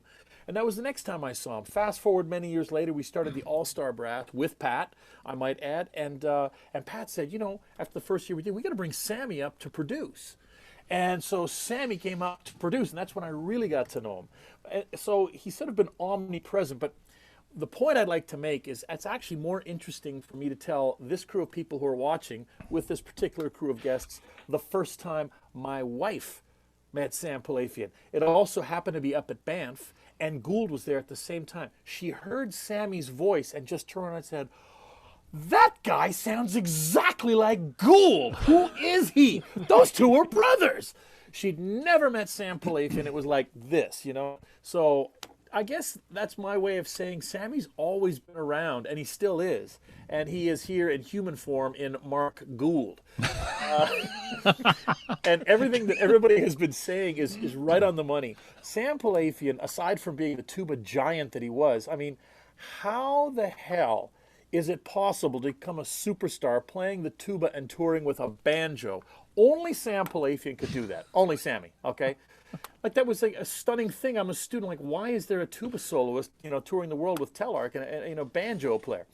Like, that was very indicative of the way Sammy, you know, lived his life and was an educator and a mentor. He was just sort of always present. So there are no shortage of stories. We'd be here for hours, but I think as I was listening to everybody tell their beautiful first experiences, that's what came to mind for me, that he was always there, and he continues to be there, both in spirit and then, you know, literally through all of you. You know, Gould hit on a really interesting thing, which was that he definitely did. That Sam was adept at working with prickly personalities, and so how did he do that? Like, what's the secret sauce there? I mean, any thoughts on how he was able to navigate those waters? I know everybody has a story. I'll tell you a quick one. I think it was me and Pat. We were going at it like this, like an all-star brass. It's like toe to toe. Like, now we're not cats. We are literally like two alphas. We're going to like take each other out. I think I was trying to play a tempo faster, and Pat was like, yeah, sure, we can do that. And then, of course, he would just put a little anchor on the rhythm, just enough. Felt like I'm pulling the band along, and he's playing in perfect time, but it's like just, and he knows he's getting under my skin. And all of a sudden, I snap. We go at it. Rehearsal is kind of over. Sammy's in the booth, right? And me and Pat, we're about to go to loggerheads on this. And the shit is going down. It's going down. Finally, Sammy kind of sticks his head through the door, and he yells, "Free bird!" And we asked him after. Everybody said had a good laugh over it, and we all laughed. We said, "Sammy, why didn't you jump in sooner? You're like the elder statesman here. Anytime you speak, there's nothing but respect." Everybody shuts up. He said, "No. I loved watching this. That's when the juice was starting to happen, because the next take was the one." You know what I'm saying? So he knew how to handle prickly personalities, because he also knew the fine art of standing the hell out of the way and letting people be who they were and respecting them for who they were. He always knew where the end was. He knew what he wanted to get done. And he was like very aware he was way ahead of everybody, actually. Because he's an Armenian. He should have been an arms dealer, negotiating with Ronald Reagan, over selling fighter jets to whatever. I mean, he's that sort of always way ahead of everybody else. So that was the older cat, man. That was the older cat, man. I sold CDs and tapes, 8 tracks for Empire Brass at their Minnesota concerts, and to hear him and Rolf backstage at intermission and 5 minutes before the curtain at the opening of the thing, swearing at each other, yelling and screaming and yelling and screaming, and now the Empire Brass, and then go out on stage and do it. It was like, I think he was good at being adept at prickly personalities, because he owned one. Well, he used it like a ninja. Like, I mean, there's a couple people on the screen that got Pilafian in a lesson or two, for sure. And I mean, I had, when there were many times when they would have a lot of the ASU students would have a lesson back to back, and they would show up at the door, and I was like, "Uh-oh, what happened? He threw my tuba case out of the room today." I was like, "Oh man, how bad were you?" It was pretty bad. I'm like, "Well then, let's come on in. Let's we'll work it out. We'll call Sammy in a little bit. That's just all bark. It's nothing. It's really nothing." They're like, "Well, it didn't feel like nothing." I'm like, "No, trust me. He's probably like trying to get a hold of you, but you don't have a cell phone in the purse right now." It was like that era, right? Like, so. Sammy from Miami came out. But yeah, exactly. I mean, Sorry, and then I mean, there were like, that was like to hear, like to be in the house with one of his sisters or both, and mom and dad, and then to have like a disagreement about like where the kitchen towel was, it sounded like World War VIII. You know what I mean? You know, and I look at him, I was like, "Is everything okay?" He's like, "Yeah, man, we're just looking for the towel." And I'm like, "It's just how you express yourself." So I think that he became a great statesman, but I think he definitely cut his teeth as a state like a county attorney, right? Like defending criminals and getting them out of jail, and that literally happened a few times in Empire. So Yeah, it did. Yeah, man. Well, the thing that was interesting is he always seemed to understand the value of chaos, and where he was like a living embodiment of chaos theory, and realizing that there's always good things that come out of that eventually. And whether he was young and it was just a firebrand of that kind of thing, that he kind of thrived on that, and then as a statesman of it, he kind of figured out how to manage it and how to actually produce it within people to get results.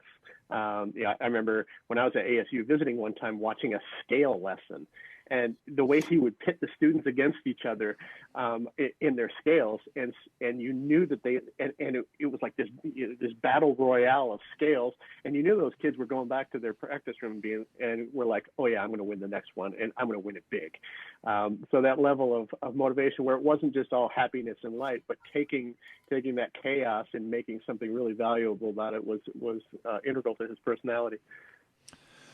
All right. Well, we are just about out of time with this segment that went by. It wasn't as bad as I thought it was going to be, actually. So I am happy that we did contain them all in this chunk. I think the next one's going to be much more, civil. And I do like the theory that Sam, when he passed, that he just entered Gould. Like, because now that I'm thinking about it, Gould has only gotten more Gould since Sam passed. Like, you've been extra Gould for the last 18 months or 17 months or whatever. Yeah, that may be true. It may be true. I'm going to take that as a great compliment. You should. You should. Yeah. Yeah. As I once told you, as I once told you, the 7 most terrorizing words in the English language was a notification that says Mark Gould posted on your Facebook wall. So that's like the amount of time between like clicking on that and what it is. It's just like, this was 22 whole minutes ago. Like, how bad is this? And then it's usually fine. But anyway, all right. Well, Jens, Mike, Gould, JD, Patrick, thank you very much. This was awesome. Really appreciate. Yeah, really appreciate you all taking the time. And, we're going to clear you out so we can get this next group in here. Thank you very much. Thank you all. See you. Peace. Good to see you. Good to see you, Mike. Bye-bye. All right, so as we are getting this next group in here, we wanted to remind you that we are looking to raise as much money as we can for Cancer Blows. So we have actually had we had a few people who have sponsored this ahead of time, which we wanted to thank. Ellen Guys, which is who donated $250, which is awesome. You rock, Ellen.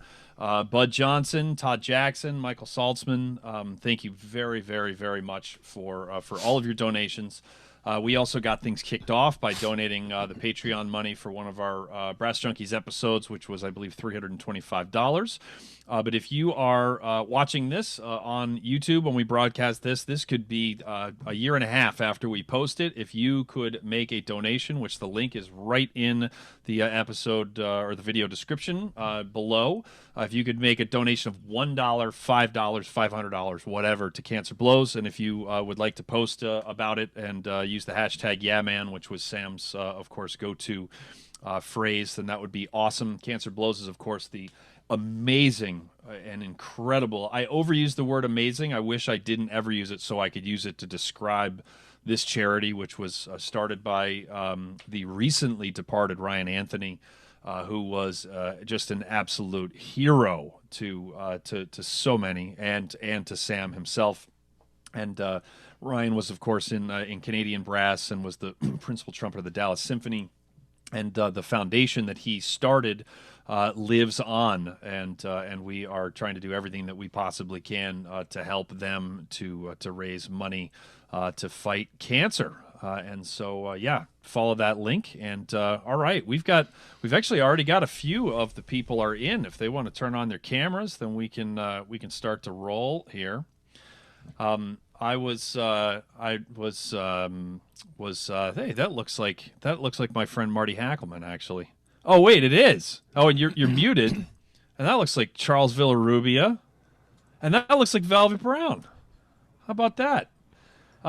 So it's great to have you all. We'll give the other who else? I think this is Jeff Curnow and Scott Hartman. There's a lot of moving pieces here, so hopefully they will show up. But while we're giving them just a minute, I am reminded of Dan Burdick was talking about that story about Sam's dog getting off the leash and and them having to deliver that bad news earlier. Well, Sam left me. Sam and Diane were both out of town when I was in graduate school, and I was babysitting for Alex. And Mike Jacobetz, who was just on the call, he drove me to Sam's house. Alex was going to be home. He was like, I don't know, maybe 12. He was going to be home for like 45 minutes on his own. I show up and there's no Alex. He's nowhere to be found. I'm like yelling his name, and he's the kind of kid, especially to me, because I deserved it, that he would I thought he was hiding. I mean, I literally looked in the dryer. I looked everywhere. Can't find him anywhere. Mike starts driving around the neighborhood, which looks really sketchy. But we're trying to find. The only thing I can't do is tell Sam that I don't know where his kid is. And anyway, long story short is about 10 minutes later, Alex comes walking in from the backyard. He had been hiding in the bushes in the backyard, and he was on the phone with his girlfriend. And he was very proud of himself, as he should have been. But I had babysat him going way back. And so I said the words, hang up the phone, with enough authority that he said, I got to go by, and immediately hung up. And I then told him that if he did that again, that I was actually going to end his life, and that if I told Sam and Diane what he did, that they were going to be like, that was a reasonable response. It's fine. Don't worry about it. And he laughed, and then that was the end of his misbehaving. But I had to get ahead of that. So, all right.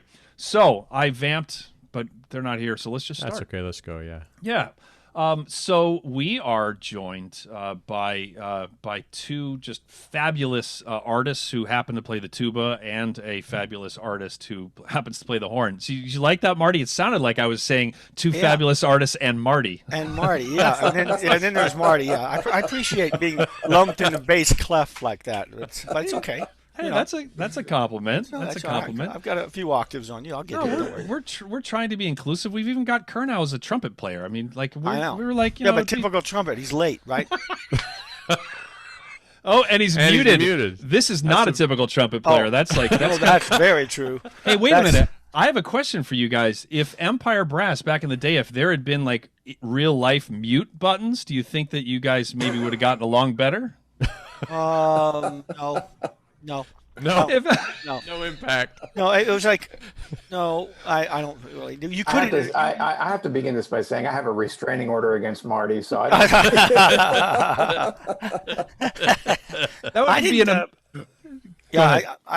didn't see that restraining order, so I'm still going after you, Jeff. Don't worry about it. I know where you live, so. But I'm now thinking about this, though. Imagine any chamber group. It's like any brass quintet. If three of the other members all hit mute at once, like Charles can no longer make sound come out of his face. So it's just okay, three people have spoken. That's it. It's like a 5-minute cool off period. That would not have worked in my favor. If anyone needed that mute button, it would be me. And it would have Rolf written on it in big letters. Hit that. I've watched quite a few of those, quite a few hours of those open rehearsals at BUTI and that Empire Brass Seminar. And I was frequently impressed with your ability to just kind of take it all in. It's like, Anyway. Let's go. Let's just kind of go around the horn. Marty Hackleman, one of the greatest horn players to ever live. Now a Spanish guitar player, but he doesn't play it for anybody, so we just have to take his word for it. Recently, he couldn't have said anything now. Yeah. Yeah. I do it while tap dancing and playing the accordion with my knees. Not quite, but I mean, I do enjoy. It's nice. It's really nice to have something that you can express myself, but I still don't have to be, judged, or I don't have a conductor. I don't have Rolf or anybody. I just kind of do it myself, So it's good. It's all good. But yeah, I mean, Yeah, I mean, those days in the Empire were surreal. I mean, I stepped in the middle. Sam had been there since the Earth cooled, right? And he and Rolf ran the show. and then, Scott was there. I remember the first times, the first couple rehearsals when I went down to play with the group. It was, I just had my jaw on. I couldn't say anything because I thought, who is Rolf? Who are you? And why are you doing these things to these people? They're doing quite well. And it was just, but he never learned. He never ever learned. And I was always in awe of Sam, who absorbed it like a sponge and then sort of synthesized it out and made something good out of it. And like when he on a at least daily basis eviscerated Jeff for nothing other than living, and he would just like somehow take it, and Sam would be there with a bandage, emotional bandage, or somehow. I didn't know how it was done. But Sam was the fulcrum to it. Really, you guys had unbelievable stoic powers that I couldn't never ever have done. He didn't attack me the same way ever. But you guys, I don't know how you did it, but Sam was this weird. And I've heard people say it on coming up. He had this way of turning situations into positive spins, even though they're absolute rat shit. He would make it good. I don't know how, Jeff. What do you think? How did that? If he didn't exist, it wouldn't have existed. Exactly. It was Sam and Rolf. That was how that group worked. And Rolf would have these, for all, he'd have these crazy ideas for all of an abusive kind of guy that he was. He'd have these nutty ideas. And then Sam would focus them and be able to sell them to Telarc and be able to sell them to Cami. And we'd end up being able to do these things because Rolf would be running around, it's crazy. And then Sam would be able to just kind of say, okay, let's settle down. Let's stop. Let's think about how we're going to do this and how we're going to put this together and what's really going to happen. Yeah. And so, that was the connection for Telarc and Cami, was always through Sam. And they'd get what Marty and I would call a reality check. From but the two of them, they were the Lennon and McCartney for all, practical purposes. Wait, who was who? Oh, it doesn't matter. yeah, that's a good I did question. see Sam one time stand up to Rolf. I don't know if you were in the band then, Marty, when we went to Japan and we played the Carmen suite. Right. And it had that we had an arrangement of that. We had a whole setup there, and Sam would start that. The way it was arranged was there was that was the first tune that we did out of the suite, and he would come in, then Rolf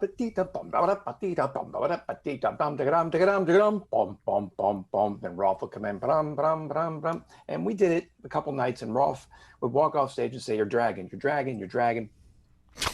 You're just, when I kick off a tempo, I want the tempo to be, that I kick off to be taken. Now, Rolf always kicked off the tempo about 4 notches too high. Right. Yep. And Sam would always, this is how it was. And Sam would always focus it into the right place and how we were all going to be able to play this. Well, this time Sam said, whatever I do, stay with me, before he went out on stage to the 3 of us. And then we walked out on stage, and Rolf kicked it off. I never saw Sam. I looked over at Sam, and his eyes were like this. And Rolf was just he was looking at Sam and just did not move. And it was the greatest moment. We just kept playing. As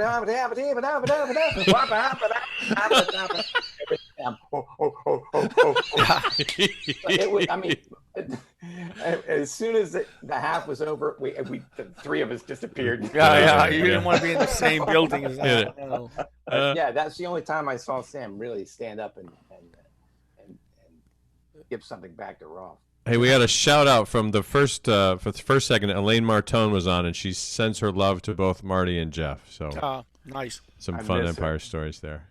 So before we go to Velvet next, Jeff, you'll be amused to know that my first summer in the Empire Brass Seminar in 1990, the very first day when the instruments, the trumpets were at Kusavitsky, because you guys couldn't walk anywhere because you have the lightest instruments.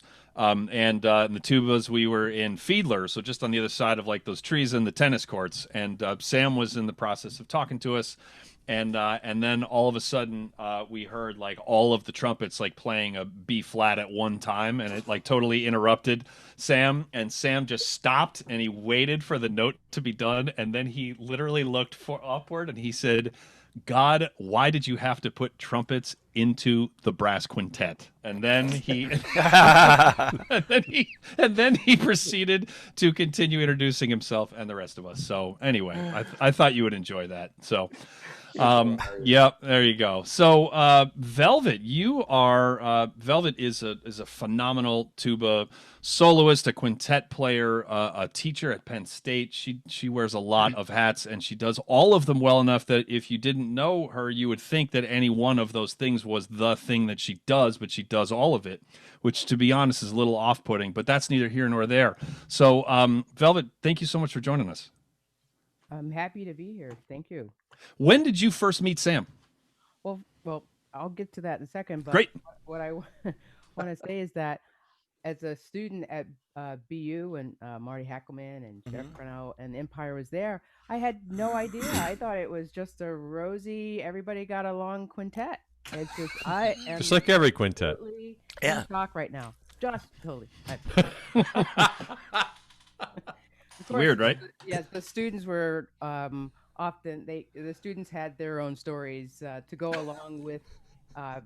Well, they just imagined, and so when we sat around, our stories were almost as colorful as the real live ones. So, at any rate, well, when did I first meet Sam? I met Sam for the first time at Tanglewood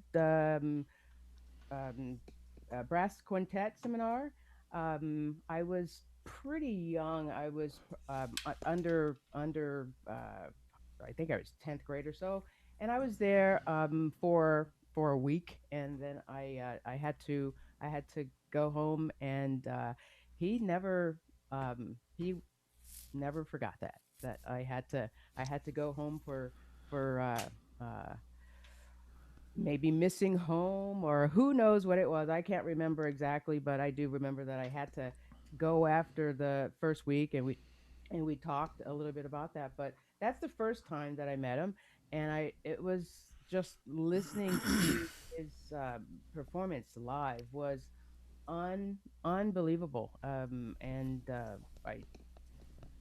to this day, it's still it's like the blood that goes through my veins. You know, his tuba playing.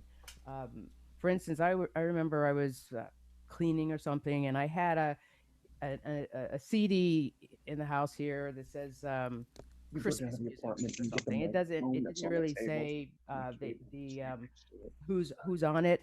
And then there's brass, and then there was tuba, and I just stopped in my tracks because anytime Sam's playing, you know exactly who that is. So the next time that I met Sam, I just want to talk about just how accommodating he was. And then after hearing these stories, I also want to think, well, how in the heck did he get Rolf and Empire to travel an hour and a half from Pittsburgh to come to West Virginia University so that I could audition for Boston University? They drove an hour and a half, and I'm thinking, well, first of all, it was intimidating. In a classroom, Rolf with his legs crossed, as in, why am I here? And then the other musicians are there, and just Sam being as nice as possible. Probably at that time, kind of apologizing for, just kind of the heavy breathing of one of the members, wondering, as I said, why are we here? But just that was incredible. I mean, who does that? And so I was absolutely, that was my first experience. My audition was awful. I didn't play well at all. And we talked in the hallway, and I just want to say thanks, Sam, for knowing that I had potential. And that was a heavy audition situation, that I was in. But that was Sam, always just really making sure that everyone's comfortable. I mean, even if I felt like I probably dropped my tuba, didn't play one correct note, and so forth and so on, and he made it seem as though my audition was absolutely okay. And I did go to study with him, and just, all I can say is thank you for believing in me, because that's what he did. He believed in me, and that's one of the things that I take as a teacher. When I think about being a teacher, I think about, I took what I really wanted. I wanted to be really supportive of the students. I wanted to be fine artists that were to be known internationally. I mean, I really said I want to be like Sam. I want people to know me, and I wanted to tour the world, but not as much, not as much as he did. And there was just a lot. So one of the major mentors was, okay, this person here means a lot to me, and I want to give back. And I think there's one thing about Sam that we can all agree. He always looked beyond the surface first impression of a person to see their value, their strength, their weaknesses too. And he seemed to always try to, like, even when he sensed that person was maybe not a nice person, he would try to work around some little angle. I don't want to name any names, RS, that you could spin it positively and make it work for everybody somehow. Like you say, when Rolf was being Rolf in the room, he would spin it so that you didn't really notice his foot, going up and down out of nervousness and irritation, or huffing, as you were saying. So Sam had this talent about doing that for everybody, and I'm sure, I mean, I remember you in your early days, Velvet. Like he was incredibly impressed with what he saw as a real raw talent, and he could smell that kind of talent, So I think he was really special that way. Yeah, I can only just say thank you, and say it over and over again. And throughout the years, we became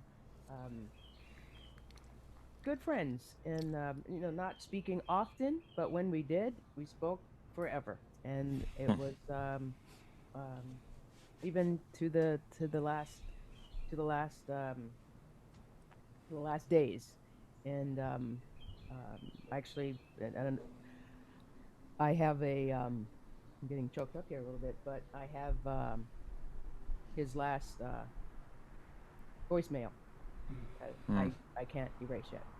And so yeah. It's quite special.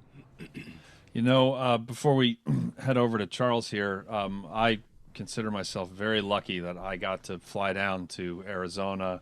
I think it was like March 1st when he ended up passing away, just barely over a month after that. And it was not a done deal at that point, but he, Diane warned me a few times, just so that I didn't, have a reaction. And she actually helped me to, he probably saw through it, but I told him I was flying down to see spring training games, which was actually believable because I'm like a huge baseball freak. So, I didn't want it to in any way be like hey, I want to come down just in case. That's not really the message you want to send when somebody's, whatever. But wouldn't you know, we spoke for 45 minutes in that hospital room, just me and him. And all that he wanted to do was talk about me. Like, all he wanted to do was talk about my career, about my friends, which he could still remember all their names from like 20 years ago. And I did ask him some, and I didn't ask him, we didn't talk very much at all about, the doctor came in the middle, and we talked a little about what he was going through, but like, we didn't really feel like the conversation wanted to go there much. So we talked about him a little bit. We talked about Alex a bunch, and then he just kept on asking questions about me. That was it. He was just being the mentor and the shining example, of what's possible, like all the way to the finish line. So, which is Yeah, which is pretty amazing. So, speaking of amazing humans, Charles Villarrubia, how about that segue? No pressure. Now you need to say something witty or insightful or inspiring or something. What do you got for us, Charles? I'm sitting here in my own private tree house here in my backyard. Broke into a park. It is really, really great to see all you people and friends and colleagues and influences in my career.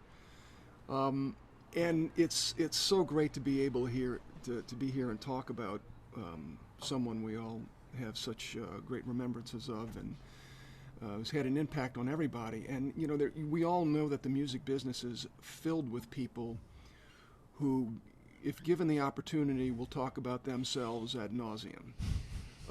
Sam, and I just wanted to second what everybody was saying. Sam was one of those people that when he met somebody, he would ask about you. And it never became about him. It was always about who are you, what are you doing, and of course, if he saw you again in 7 or 8 years, he'd remember the conversation. But I thought I would share my first impression of Sam, the first time I met him. But I have to kind of respond to what Marty and Jeff were talking about before, about that ability of Sam to play this just bizarrely diplomatic role in that group. And you mean that's what enabled him to get along with Scott Hartman, who's infamously impossible to get along with. One of the things that I was so fortunate to do, as many, I think as Andrew you were talking about, was go to that BUTI seminar, and Velvet as well, of course. And I went there. My first capacity was working with the other quintet that helped, coach groups there. And but what that buys you is being able to go to all of those open rehearsals. And I remember Empire was rehearsing at Kusavitsky, and Marty, I remember it was the first time you brought in some of your Chrysler arrangements to play with the group. And what I remember is one of the trumpet players who was playing in the assistant group was Vince DiMartino. And Vince had this way of just making Rolf a little bit more on edge, and Sam knew it. Sam was out there going, "All right, you guys just don't stir the pot, don't get under Rolf's skin." And Sam was before the rehearsal even, because Vince would come and he'd sit down right in the middle on the lawn there and just kind of spread out and just watch the rehearsal. And I remember Rolf was having maybe some challenges that day or something, and he decided that day to take it out on Sam. And he did something I'd never seen anybody do before, because it's outside rehearsal. So he stops the rehearsal, he walks over and he grabs Sam's bell to feel the temperature of Sam's tuba bell. There's pitches. You think you might be riding high or something because your bell is halfway in the sun. And I'd never heard that as an excuse before. The tuba player's tuba is getting too warm, ergo having to push the pitch up, and I'm missing notes as a result of it. So it was this kind of bizarre channeling of the natural environment to save face somehow. But anyhow, he was, Sam was able to take it in stride, and part of that temperament really has stayed with me. That was a lesson. Whether Sam was conscious of it as a teacher or unconscious of it, or whether we as students were conscious or unconscious of it, he was always teaching us. And he was always teaching us how to act as a professional. But Velvet shared her first story, and my first time I heard Sam was I was an undergraduate tuba player at LSU.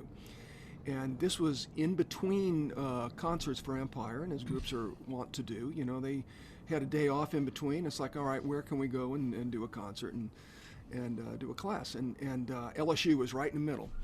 And Scott, if I'm not mistaken, this was very early in your tenure with Empire Brass, and it was in the mid-'80s. And I will never forget, and it stays to me this day, that group set up and played a concert in the LSU band room. and it was 30 minutes. And the first thing that I noticed, this visceral impact of these 5 people playing. You know, how the sound just could surround you and hug you. Nothing like at it. once, and then turn around and it'll hit you right in the chest. And it was unbelievable, and I got to say to Marty and Jeff and Scott that every iteration of that group had a profound impact on me as a musician. So thank the 3 of you very much for everything that you've ever done in terms of inspiring me or pointing me in the right direction. But, you know, then listen to the group. So, man, I have never heard anything like this before. I'm this hayseed from Louisiana. I can play the tuba pretty well, but I've never heard anything like this before.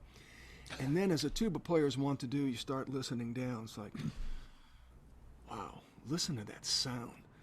There's this density and this energy inherent in the sound that this tuba players makes it. Never heard anything like that before. And then you keep listening, and it occurs to you after 15 or 20 minutes, like, it's not just the sound, but it's what this guy is doing with the sound.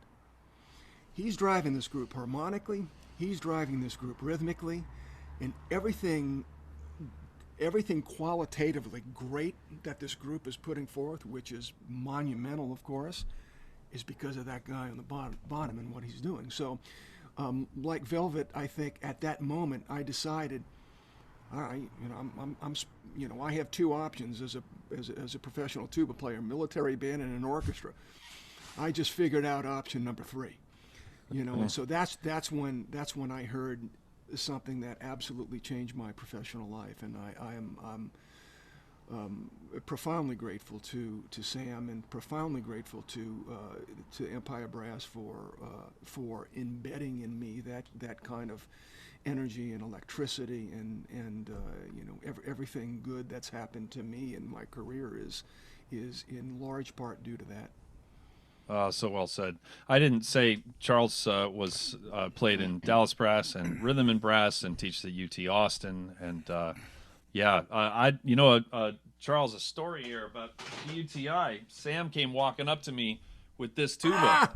Right? That looks familiar. And my parents at Sam's it's Sam's advice bought that tuba from Charles, which he got. I don't know how he actually got it from you, but that was the summer of '91 where he came walking up, and I played the following week at performance class. I played on the C tuba. I'd never played C tuba in my life. And I was like, I was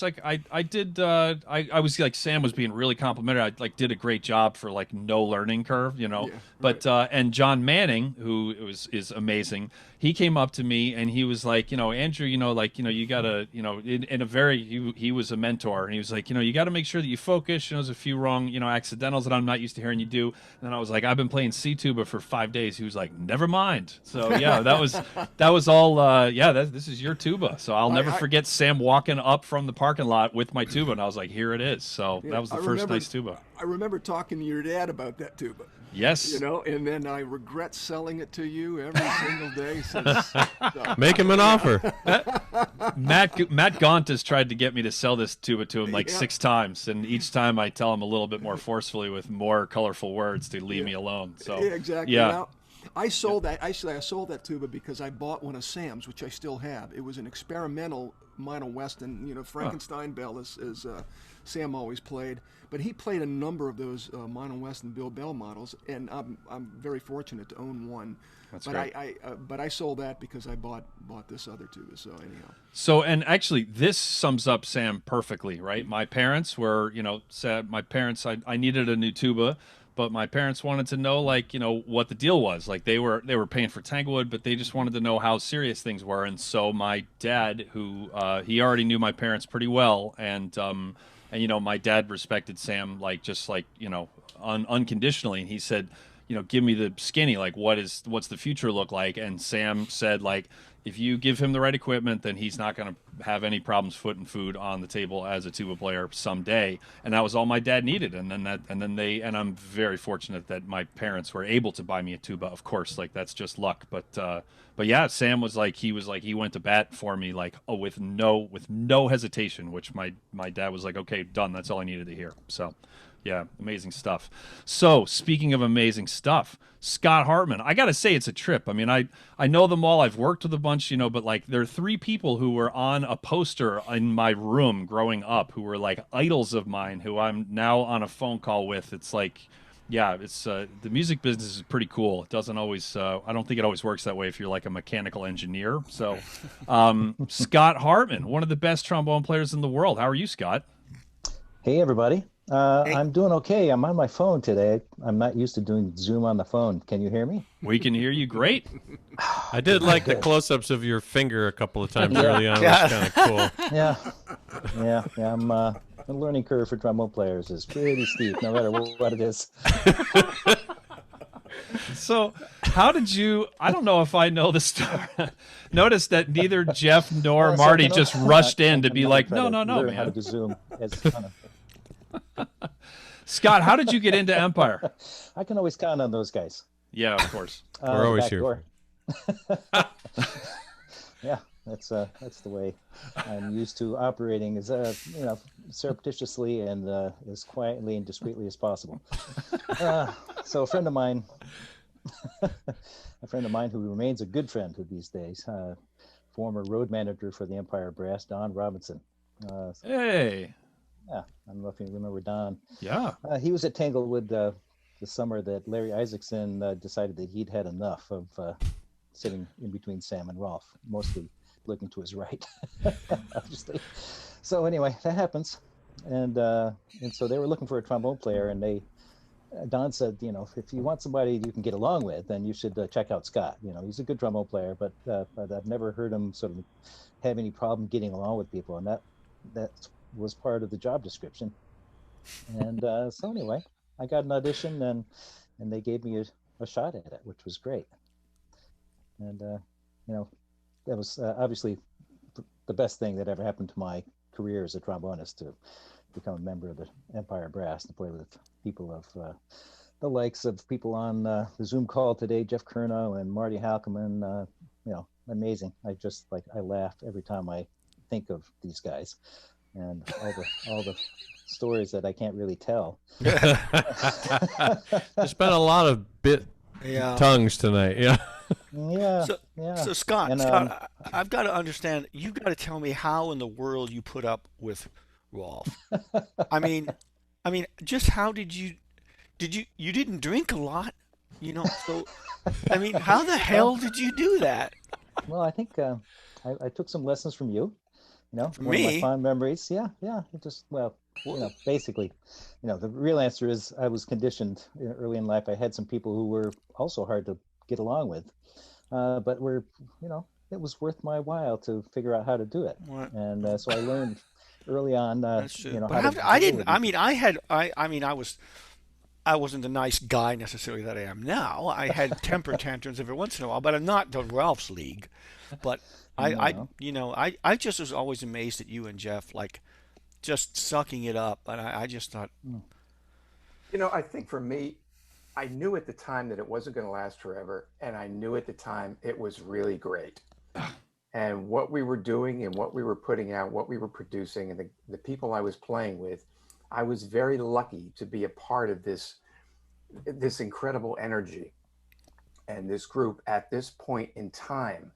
At all these, these members could come together, and I was astounded by what was surrounding me. And no matter what happened between Rolf and I, it was always in the back of my mind that, look, let's just do this as long as we can, because it's not going to last forever. And this is really great. And I look back at these CDs now, and I think back of these memories. I wouldn't trade 1 minute of it. All the way to the end. I think it was something that so few people on the planet have experienced, actually being in a brass quintet and making a living at it, and flying all over the globe and seeing the things we did. And as stressful as it was, the product that we were putting out was really I could be so proud of that even to this day. It's really good. It's funny, I totally agree looking back, but at the time I always felt like there was this burning hatred of the Canadian brass that Ralph needed to up them, you know, whom I didn't realize that there was this animosity when I was in the Canadians. But I just always felt like, I mean, yes, the group was amazing when we were on stage. It sucked when we were off stage. You know what I mean? It was like, oh, miserable. But I always felt like we were just trying, because there weren't that many groups out there besides the Canadians, you know. We were just trying to do something different, to placate Cammy and Telarc and, you know, whatever, and just not suck. That's basically what our job was. And we just empirically, because of the chemistry of like you were saying earlier, that the bedrock of like what Sam produced as a person, as a player, and then the unbelievable natural talent and virtuosity of the rest of the group, combined with this passion to just, there were no rules, there's no glass ceiling. It was like, hell, just do whatever the heck you want. I mean, you know, you remember how we did class brass? It was a complete crapshoot. Scores were flying around, viola parts over here, clarinet parts over there. You know, there was no plan. You know, and that's the way that group kind of worked. And you go on stage and you see some of those live videos that we did, you know, the TV shows and whatnot, and South American stuff. You remember we were on stage and we were like, on one of the, I think it was the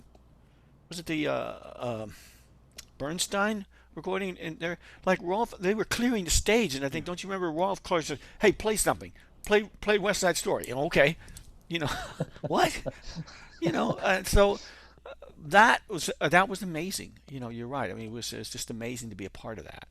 Yeah, well, you're talking about well, I see Elaine Martone in the chat room here. So hi Elaine. I can't figure out how to do chat on the phone, so I'm gonna have to respond with a smile and a howdy. But Elaine, you know, producing for some of these recordings with Telarc, you know, so that was a fabulous, you know, opportunity for the group. And without Telarc recordings, I don't think the Empire Brass, you know, we wouldn't be having this program probably, you know, because Telarc and Traveling Light after Empire Brass as well. But Elaine, you know, talking about a plan, so Rolf had to be in charge, right? You know, it's the most dogmatic person I've ever seen in my life. You know, he had to feel like he was in charge, but it was really obvious to everybody else that Sam was the person who, you know, answered the questions and you know, fixed the plan, whatever the plan was. You know, you know, there were a lot of people sort of in the process, you know, making Rolf's plan sort of work. You know, that note, I have to tell this story.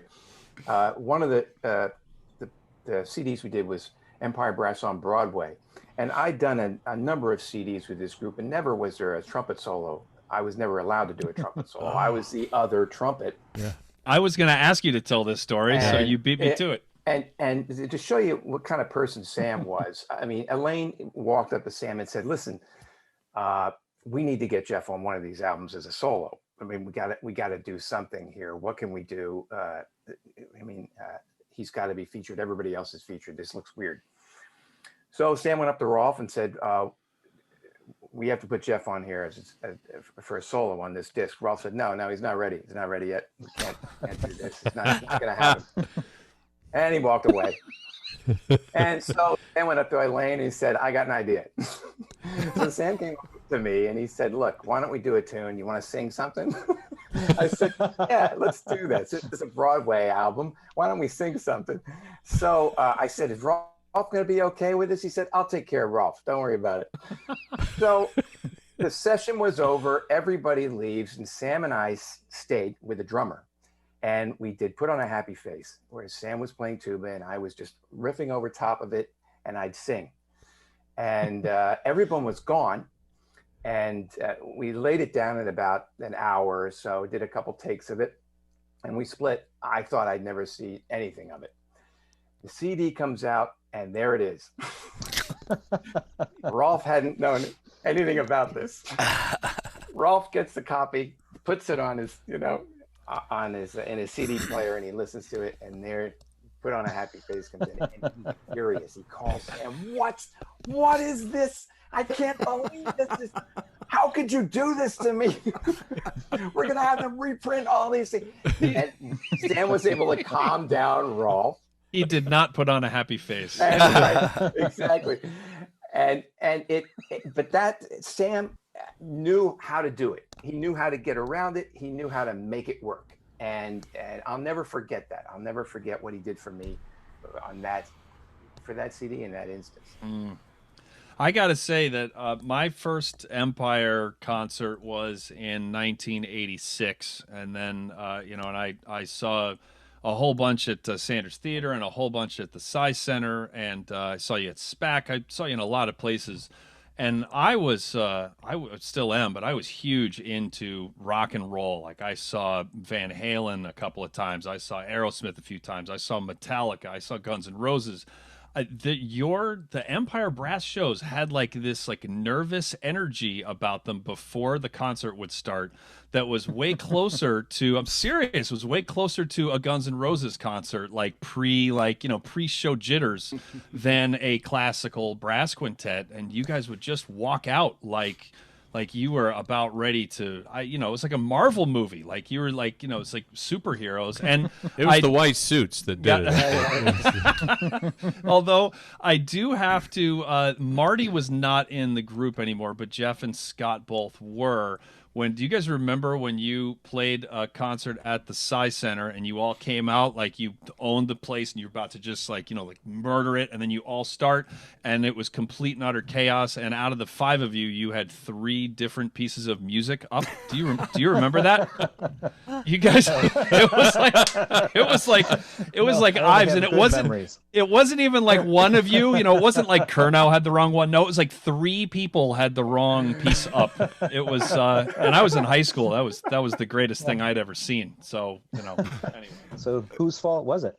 All I remember was it wasn't Rolf's fault. So it was always my fault. It was always my fault. I do believe that Rolf was the one who just pointed at his stand, and I think you all were like, "Is this one of those times where I should?" No, okay. We'll just go with that tune. Yeah, whether that was supposed to be it or not, that was what happened. So. Well, we gotta clear the room here. But man, I can't tell you how cool it is. This is awesome. Like just getting to hear all of these stories and just from the people who were there. I mean, it's great. This is kind of like like when Sam passed, like the flooding of Facebook messages was, and obviously my feed or any of our feeds would be very heavy with this, but like I've never seen anything before or since like it in terms of just the outpouring, not just like the rest in peace, Sam, you'll be missed, but like really, really heartfelt, just like people just spilling their guts about how, as Velvet said, like his sound is like coursing through her blood, right? I mean, it's like, just really like the impact that he had musically and on so many of us as humans, and the fact that he enabled Empire Brass to be one of the greatest forces in chamber music ever, and he was the glue that held it all together. And as Charles said, he was driving the bus underneath musically. I mean, just powerful stuff. I feel so lucky to have been, as Julian Dixon said on the first the first segment, just a fly on the wall for a lot of that stuff. It's like, but we're talking to the people who were the room. So thank you for allowing me to be a fly on the wall, and thanks for joining us today. This has been awesome. Our pleasure. Thanks, you. Andy. Thank you. Great to see you all. All right, be well, everybody, and we'll clear this room, and then we'll get ready for our last group of panelists. So here we go. Well, that was fun. Very fun. Yeah. Yep. One after go. the other. Yeah. Amazing. Scott's never going to figure out how to turn that off. No. He's wrote. Eventually, the battery will die. He'll be fine. You can always just cover the camera with your finger, and then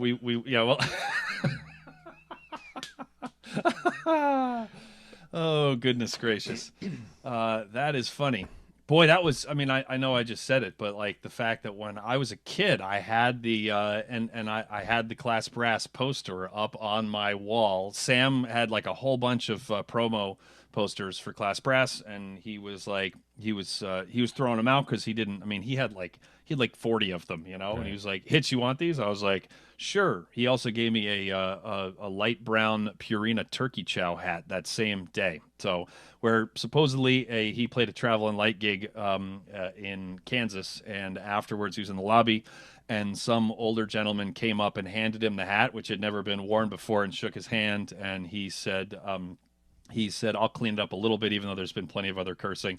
He said, best bleeping music I ever heard, and then walked away. That was it. He just handed him a Purina turkey chow hat. So, but like those guys were on my wall, you know? I mean, like they were on my wall as a kid, and I've gotten to play with them and getting to, you know, hear their memories of Sam. It's it's powerful stuff. So, yeah. Why don't you talk about Cancer Blows, Lance? Well, this is all obviously a tribute to Sam, who made an impact on so many lives, and we're trying to pay it forward if we can. And so we've had, you know, we're about to have our 4th segment with just an amazing lineup of wonderful folks. And so if you're watching this after the fact, we want to encourage you to go to cancerblows.com. You'll see a link in the right below the video right now where you can go there and contribute to the cause, the foundation that was set up by Ryan Anthony. And so anything we can do to try and throw some money their way, we're trying to encourage each of you to contribute to Cancer Blows in Sam's memory. We've had some wonderful contributions so far, probably close to $1,000 worth at this point, and so that's just great. We'd like to see that number go much, much higher. And if you do donate to them as a result of this, even if this is 2 years from now on YouTube, please post about it on social media and use the hashtag YeahMan, which was Sam's go-to phrase. So, all right. Well, it looks like we've got Gail Williams and Michael Sachs here. They can. There we go. There's Gail, and there's Michael. There we go. Michael. Hey, great to see you guys. Thanks so much for doing this. It's really great. Yeah, it's great to be seen. We're gonna also be joined by Michael Nickens and Chuck Kerrigan and some guy named Joe Alessi.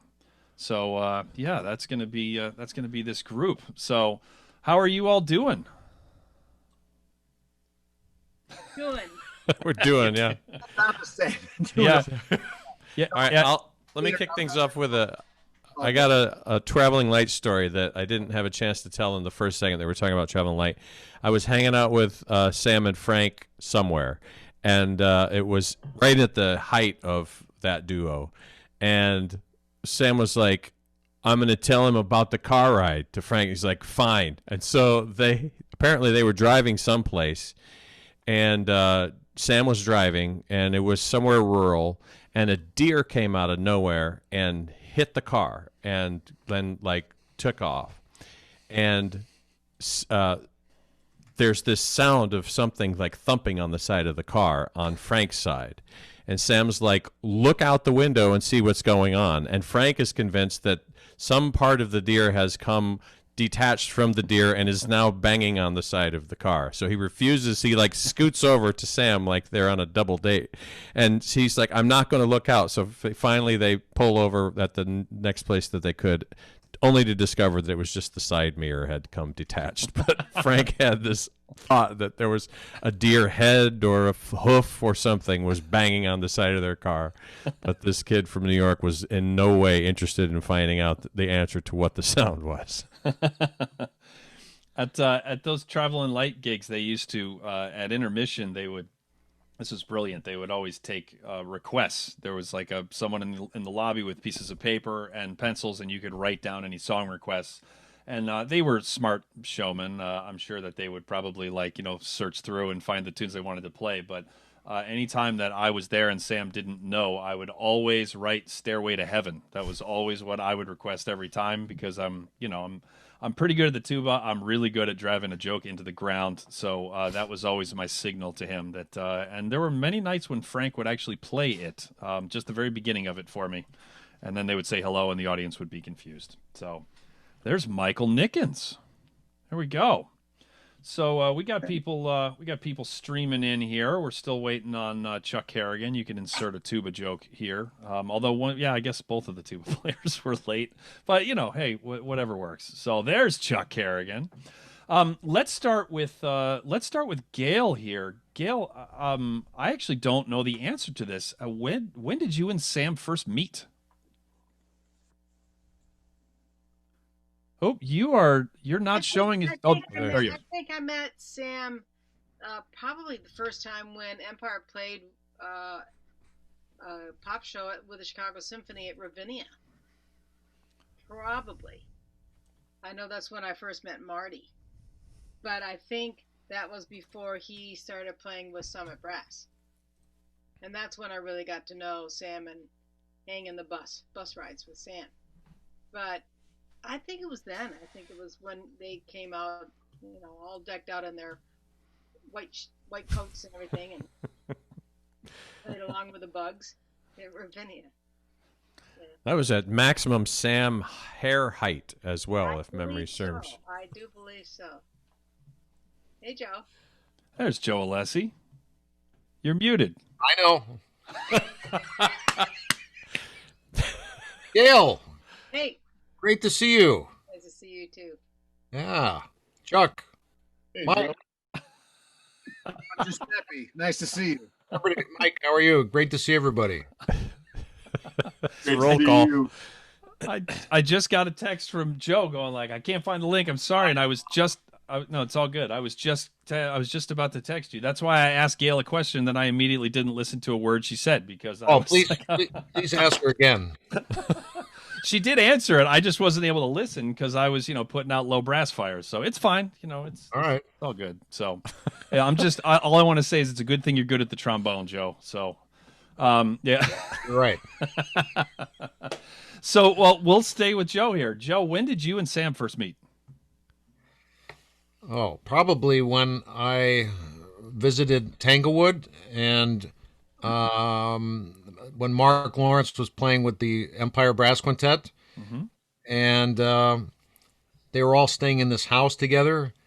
And I believe I met Sam at that point. And I was able to stay overnight. They let me stay overnight at the house. And so I got to hang out with Sam a little bit, and it was absolutely fantastic. Cool. Yeah. Oh, that's awesome. Chuck, how about you? I know the answer to this. Yeah, I first met Sam in high school. Like a lot of people our generation, he was a hero. And I was lucky enough to be studying with Scott Mendoza, and Scott was selling an F-tuba that was made for Sam. And I first met Sam at a jazz club that he snuck me into on Long Island because I was not young enough to get in there. And to ask him whether I should buy this tuba. And he was like, yeah, probably not, but, Scott's a friend, so go for it. Yeah, but, that's where it started. And then, years in Tanglewood, and then, came to ASU with him when he moved out here. And, been here since. Yeah. Yeah, Chuck and I were at Arizona State together in Sam's studio at the same time, and we were also, making a lot of trouble at Tanglewood when Sam was the orchestra manager for a summer. Believe it or not, Sam's done everything. He was the Boston University Tanglewood Institute Young Artist Orchestra manager for a summer.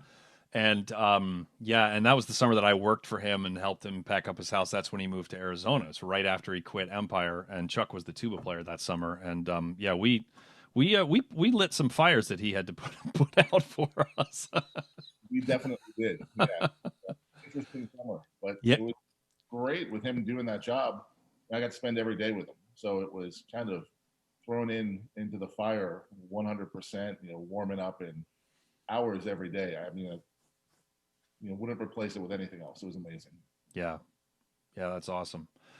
Michael Nickens. Mike is he is the leader of the Green Machine at George Mason University.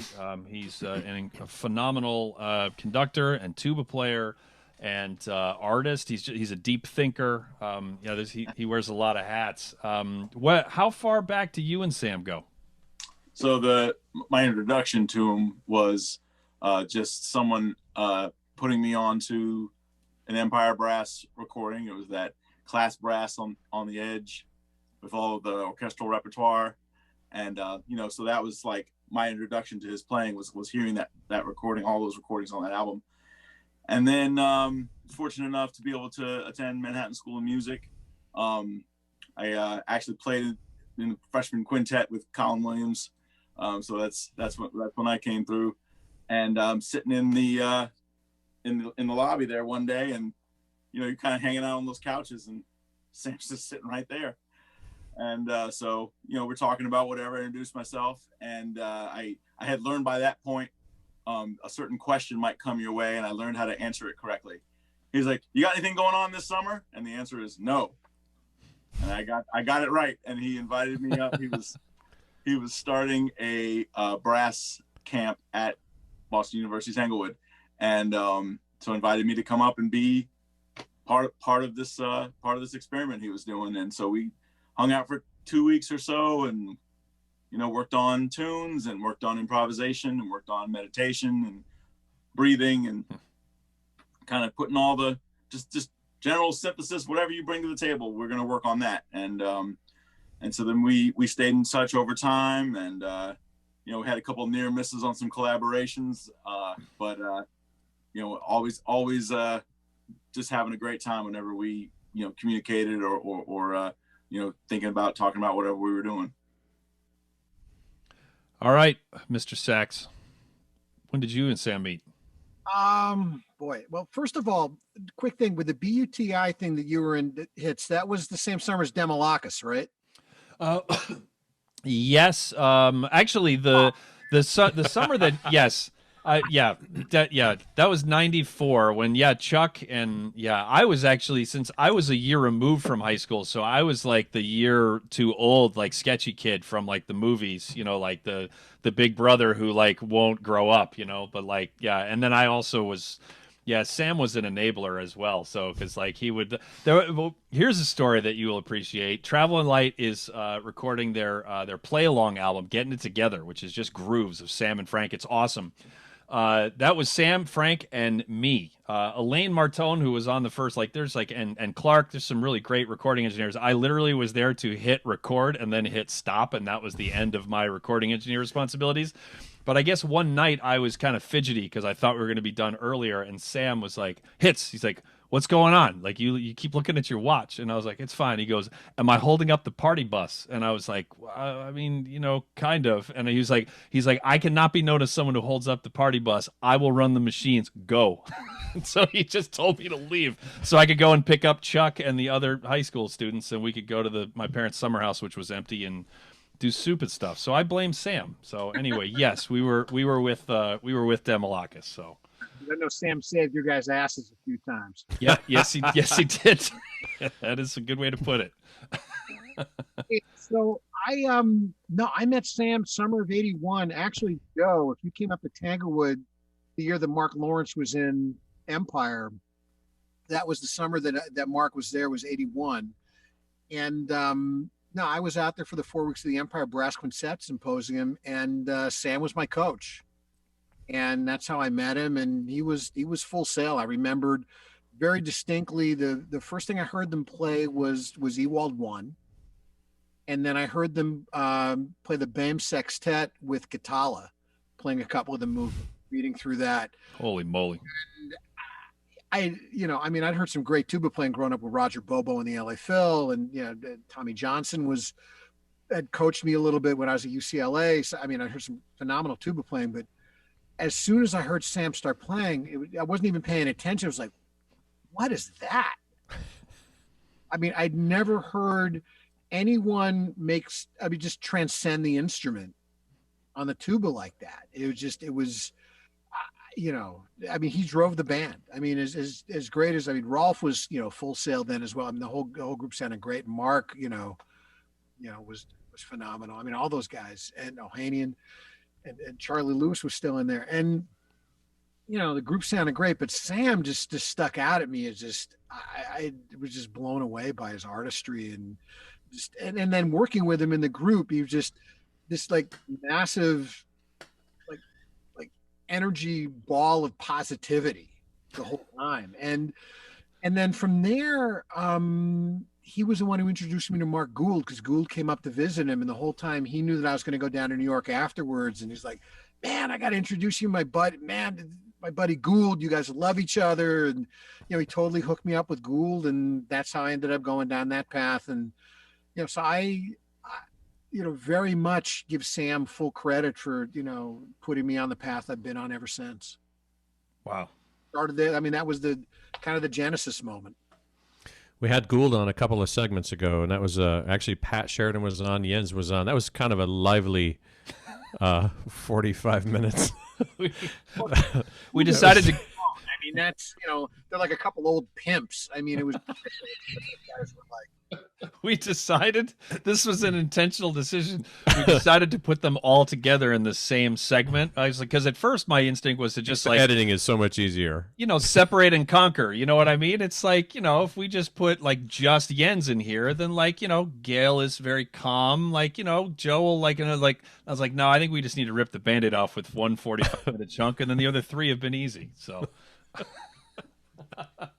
So a lot of people have talked. There've been we're on the 4th segment now, and a lot of people have talked about a couple of themes have come up. One is that the onstage part where he's just like he drove the band in such a way that was I think unparalleled. But the other part was that he saw you, like if you were with him, he saw you, and it was about you, and it was this he just made you feel special. Does that resonate? Is that a thing that you felt as well? And how do we honor that? Like, what do we do now? I'll chime in with something little, because I knew Sam in a different way than most of the rest of you. Our sons are about the same age. And so when we had the Summit Brass down at ASU, my son would hang out with his son and get in kind of like trouble. I don't really want to know exactly what they did, but they hung out together a whole bunch in their house. And my respect for Sam, not only as a musician and all the energy he had for all the music and the teaching that he did and the inspiration. He was a fabulous father. He was a fabulous father, and he was a fabulous caregiver, because that's when he was taking care of his wife. And my respect for him went sky high, because not only was he doing everything and moved out there for her and everything else, but he was just a spectacular person, besides being a great musician. There you go. Mike, what were you going to say? Sorry, Michael Nickens. Doc Nicks. There's too many Michaels around here. Yeah, Doc's fine today. So yeah, exactly on that thing about how he saw me, and then how do I honor it? That came up. The degrees are all in performance, are all in tuba performance, but I didn't necessarily always have a path that had folks that understood that. One of the things I was trying to do for myself was I, respect the repertoire. I, perform what I'm supposed to perform while you're in school and on the recitals and things. But I was always interested in trying to personalize it more, just put together music that interests me more, And so I got into composing, and I, first 2 tuba solos I wrote this little waltz for tuba and piano, and I wrote this rag for tuba and piano. And I just had other teachers, just kind of trying to encourage me away from that, because basically saying if you spend time, with this writing, you're not gonna. That's time you're not spending in the practice room or working on these excerpts or whatever. And then I got up at that camp and I started showing off, some of my writing and the arranging for the combos, and then I showed them these pieces, and just the excitement, the time he took to just sit and listen, look at the score, make comments about it, tell me what's exciting about it. I don't know if he ever played those solos or not, but he made sure I sent them to him, and told me, just where he thought it was going next. After I had that waltz and that rag, he goes, you need to write a tango.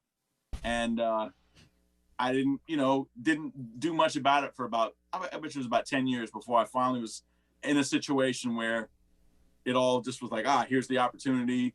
I'm up hanging out in Wilkes-Barre with dynamite violinist Peter Povey.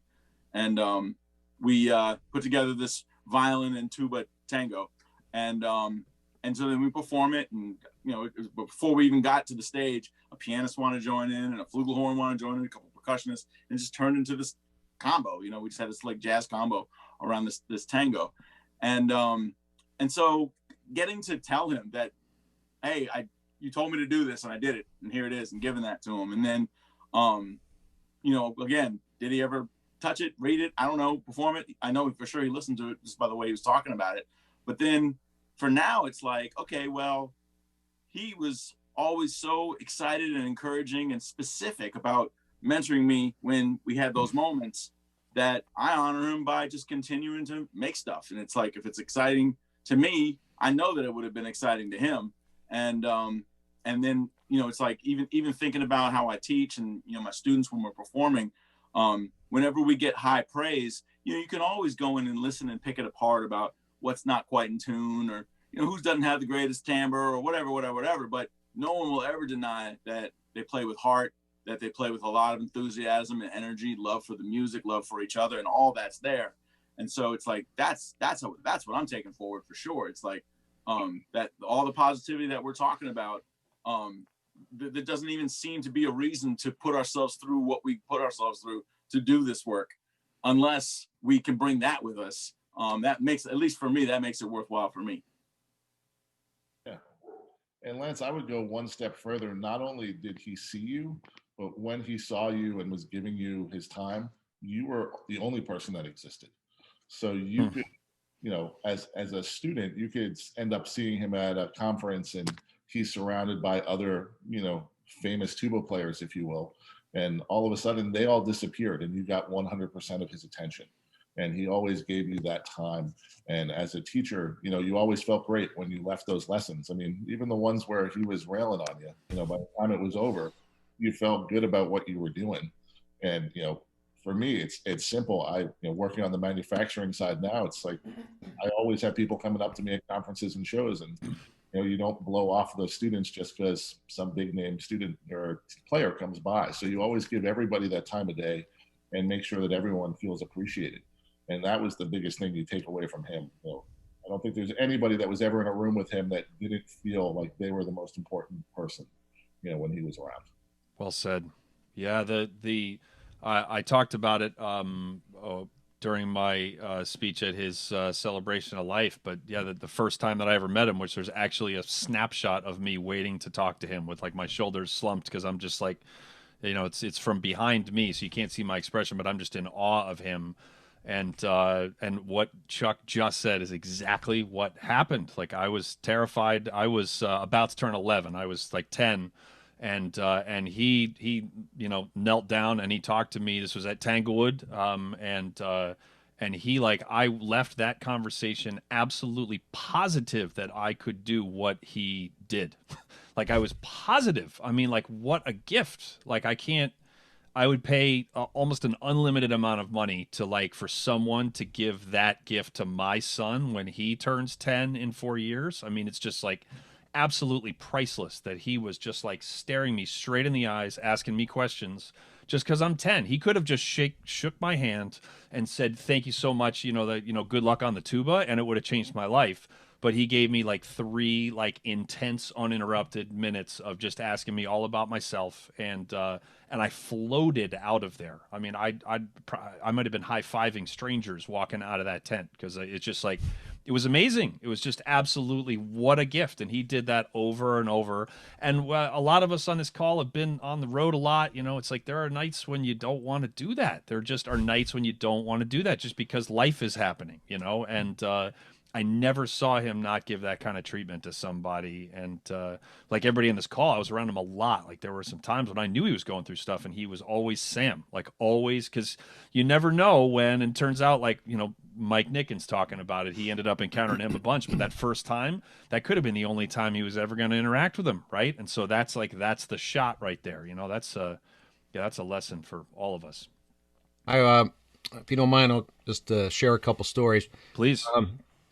I was looking for photos. You know, there's a couple photos I have. Can I share my screen? Is that all right? Yes, as long as Abby gives you permission. We'll see Abby? if yeah. I misbehave. I didn't have the link, but Abby, I apologize. I'll vouch for him, Abby. He's okay. Okay, thank you. All right, now you have to be careful when you share the screen. Okay, now, anyway, this was. Do you see that? Oh man. Yeah, this was a photo. Wow. When Marshall Jilks and I played his piece, his composition. Sam, first of all, I totally echo your observations just about Sam. And when he came here to New York to work with me on my CDs, he stayed right here in this room, matter of fact. But he gave me his full attention. And then, going into some of these recordings, we don't all feel 100%, but he charged me up. He was like, he made me feel great going into the session, and his enthusiasm was, just amazing. That's the way he played too. Just so much enthusiasm and joy. And, like when he improvised, I know I'm going off on a tangent here, but when he improvised, it was just pure music coming out. And I remember a concert at University of Miami with, the faculty. And anyway, it was just, he was just a genius on the instrument. Anyway, this picture was a piece that he wrote for Marshall Jilks and I, and it was called Bones of Contention. Here's Marshall on the left. And I said, well, Sam, what's this piece about? And he said, well, now, it's going to take place up in northern New York, and you're going to be the detective. I said, okay, I'm the detective. Okay, and Marshall's going to be the criminal, and your job is to go out and find him. So anyway, we finally got our parts. My part was all written out perfectly, and letter A, letter B, letter C, and so forth. When Marshall got his part, it was like improvise. That's all it was. So Marshall says, what am I supposed to do in this piece? And I said, well, so Sam explained, and he says, now listen, this is the part where you're going to be chasing, Joe's going to be chasing you down the street, and, you're going to be doing this. And so, just make up stuff in there, for that. And anyway, we this picture was taken in Las Cruces, New Mexico, I think after the show or before the concert. I don't know. I'm not sure exactly. But this was a big moment for Sam. He wrote this piece. He was so excited about it, and actually was a wonderful piece, very entertaining, a lot of theater in it. And but it was an absolute joy to do this with Sam. And then there's another picture I got here. Well, here's Bones of Contention, just to see. So this is, he had his dress up and everything. Oh, we had to go out and buy hats together. So he took us to a hat store, and so yeah, he took us to a hat store. I said, "Really? We're going to go to a hat store and buy hats for this piece?" And okay. And he was so excited. He went into this hat store. I've never seen somebody like a kid in a candy shop. Now, man, you got this, yeah, man. And he bought the hats for us. It was unbelievable. So anyway, and then there was another producing thing that he did that was amazing. And yeah, he produced another, a couple other things, records. And anyway, that's us together. I think that was shown at his memorial service. But he was such a warm person. The last time I saw him, I was playing in at ASU, working there, and he was pretty sick, and he actually came out with Clarke, and we had dinner together, and it was really special, real special. So I miss him a lot. I think about him often, and but God, there'll never be another Sam Pilafian in the way that he was his music just flowed out of him, and his teaching was flowing, and you were so lucky to be a student of his, because just what a pure musician, and full of love and caring, just anyway, I can't say the right words here, but you know what I'm talking about. So those are all the right words. Yeah, you did say all the right words. Yeah, I would like to point out that you looked a lot smarter in that gangster hat than you did in the Yankees hat. But anyway, that was a little cruel of me in that last post. I think you were a little. I said something bad about the Red Sox, and usually it's like you'll laugh a little bit, but this is more serious. So I touched a nerve there. I apologize. I'll have words with you later, Joe. Yeah. Yeah. All right. Who else has got another story they want to share? I was going to throw in just back all this. I mean, it's just more of the same, but I mean, I was that dumbass 19-year-old kid who, Sam, at every juncture, man, I was this dumbass kid. I didn't know anything. I didn't know if I was going to do this or not. And Sam treated me like I was his younger brother from the moment I met him. And, he really loved my playing. And at every juncture, whether it was at Tanglewood and every time I saw him since, until I got this job and even since then, but my wife will get that. Anyhow,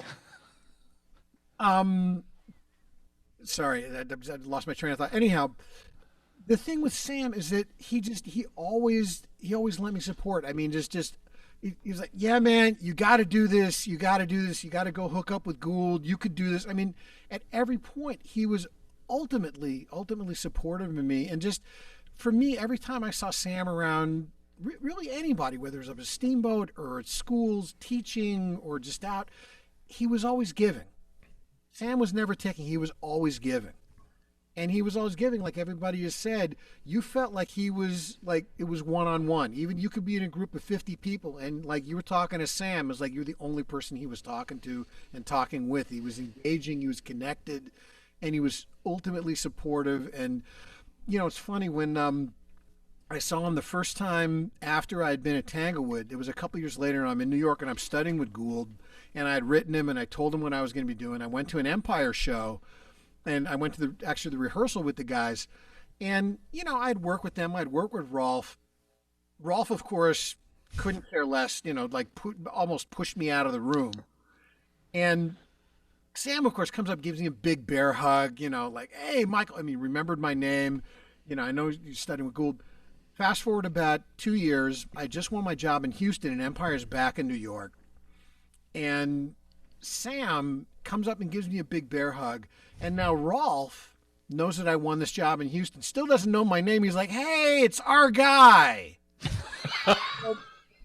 For the next 30 years, Sam is like, hey, our guy. Anytime I around him around the Empire guys, or it was like him and Rusk or Curnow and the Mullets or whatever. This guy, hey, it's our guy. No, Sam was always giving me shit, but no, it's just always, man. He always greeted me with a big bear hug, a big smile. What are you up to? What are you doing? And then in the years since, it's just like, yeah. What are you up to, man? Let's brainstorm. Let's talk. Tell me what you're up to, man. And everything was always, hugely supportive. Yeah, man, great, man. What if you did this? What if you did that? And seeing him down in Miami a few times when I go down there with the orchestra and hanging with him there, and just talking about stuff at Steamboat. Every time it was always inspiring. Always got my wheels turning. Always got me thinking about like 5 steps ahead of where I'd been thinking already. And that was him. It was always giving and giving and giving, and there was just like a fire hose of ideas. It was just like a fountain of ideas, always. I gotta say, Michael, I know I've told you this, but when we interviewed him for the Brass Junkies, the night before, I got a text from him, and he said, "Are you around?" And I was like, "Uh-oh!" I thought that that something had come up. He was gonna cancel. It wasn't. He was just checking in. He and I talked for like 2 hours that night, and then we talked for another 2 hours the next day, and that was like the last time that I talked to him for like that long. But I can't, to be honest, I can't remember whether this was during the episode or on the 2-hour phone call with me.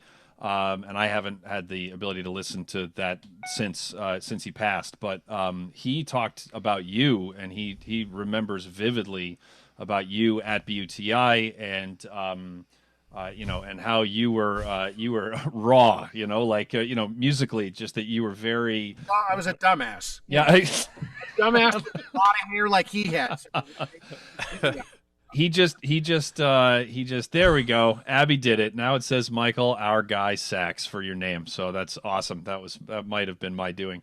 I just didn't have the power to do it. Thank you, Abby. But he talked about he was in awe of the fact that you showed up and that there was a lot of raw talent there, but there was, not much refine going on. And he said, I think his words were like, yeah, Michael, he's like, he did it. He did the thing. He went from here and then he just started climbing and he never stopped. And he was like insanely proud of you for that. And just to show that it's possible to go from anything. And like you said, sometimes he would believe in you before you believed in yourself, right? It could be overall or about a specific project or whatever. And boy, is that empowering or what?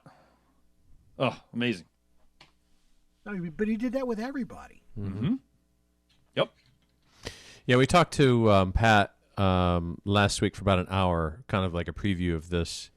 And he talked about the fact that there were times in his studio where students would come into the studio, they'd be accepted into the studio, and the rest of the studio was like, why is that kid here? Like, there was, like, they're not, they didn't see what Sam did. And Sam would always, it was like, I got this, and it's like, if he saw the potential in you, then you were getting a gig somewhere. It might not be with the Dallas Symphony, but you're going to be employed. You're going to be a serviceable musician and a nice person with a gig. And how many times did he do that? Just like to take that kid and just turn him into whatever he or she could be. Uh-oh. Uh-oh. Oh, there we go. Hey, look at that. There's a lot of knees. That's summer '96. Nice. Up there, that's in that big main building off in the side room, Yeah. And then here we are. Groton Place. Groton Place, that's right. And that's the whole camp. Actually, no, there were more people in the camp than this. I guess this was just the people who were in the van going to that second property, and they had to like side of the road and climb down the hill to some barn. Yeah. So that was our time. And I look at pictures of myself then, and I'm more beautiful than I remember myself being. And so modest. And I was thinking about the last long conversation I had, which was a pretty heavy duty. He was recruiting me for a job. Mason's basketball program is the reason why I have my band director job. Well, a big part of the reason, the beginning of it at least. And, it's like your talent has something to do with it, but and your work ethic and your like community building and like. But other than that, you're right. It's and your just beauty, basketball. It's mainly your beauty, though. Beauty when I was 20. But anyway, yeah. So Coach Larinaga goes down to Miami, and there was turnover with the marching band, and I get a call. And Sam calling me, trying to get me to come be the marching band director down there. And boy, those were some in-depth conversations. One thing that he had a talent for was every time it snowed in DC, he'd call me.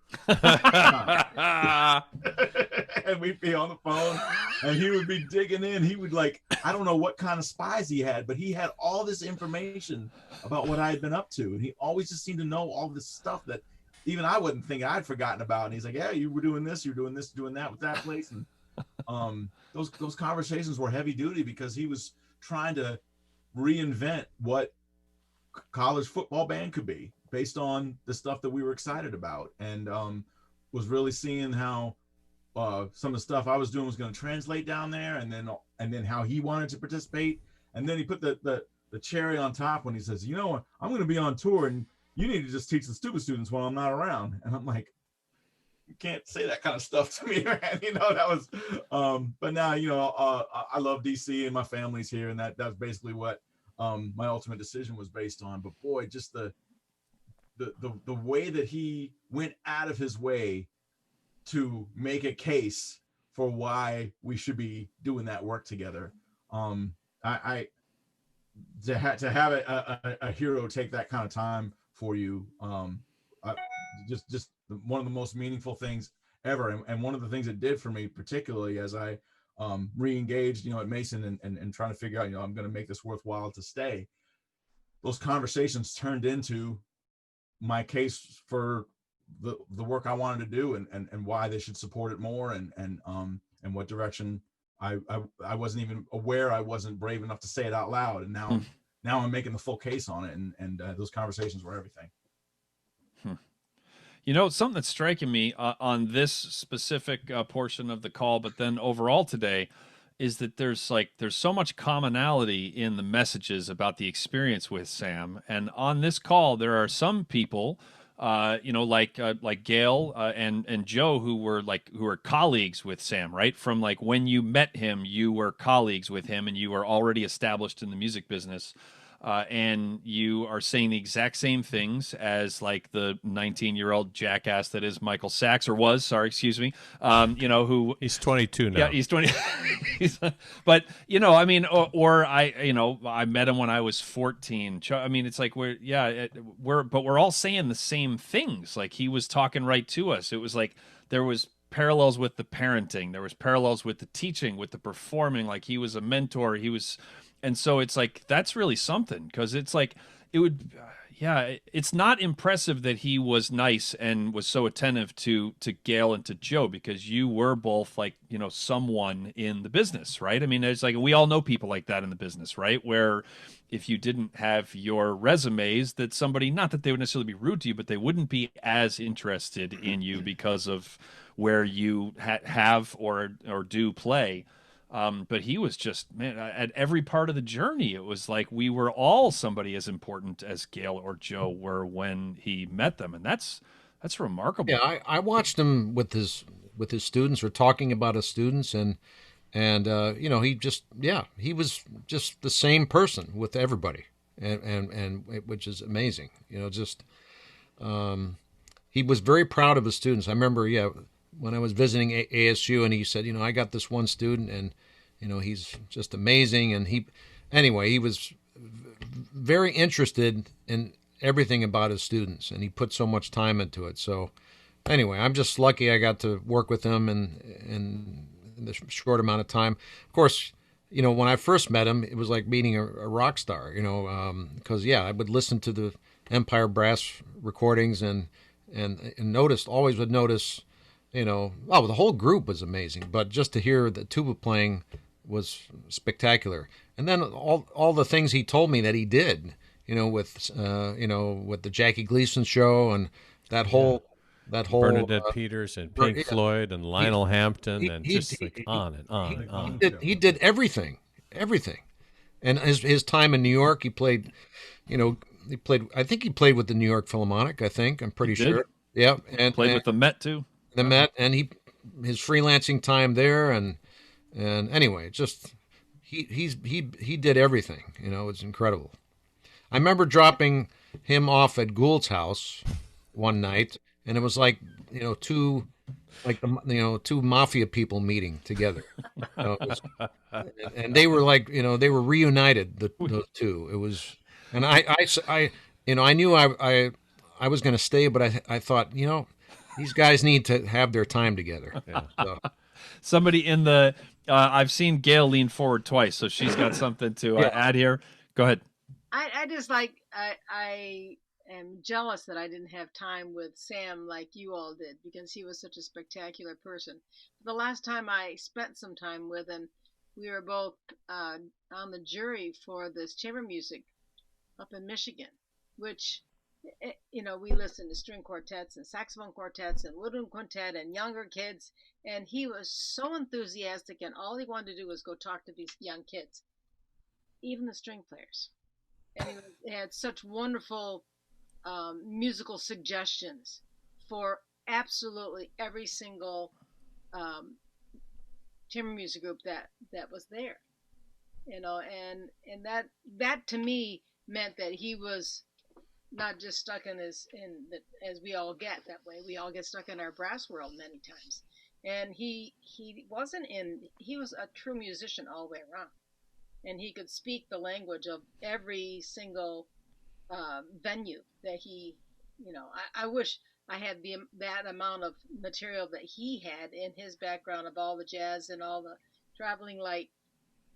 But then he turned around and listened to Shostakovich 8 string quartet, and it was, he knew the music. He just knew the music.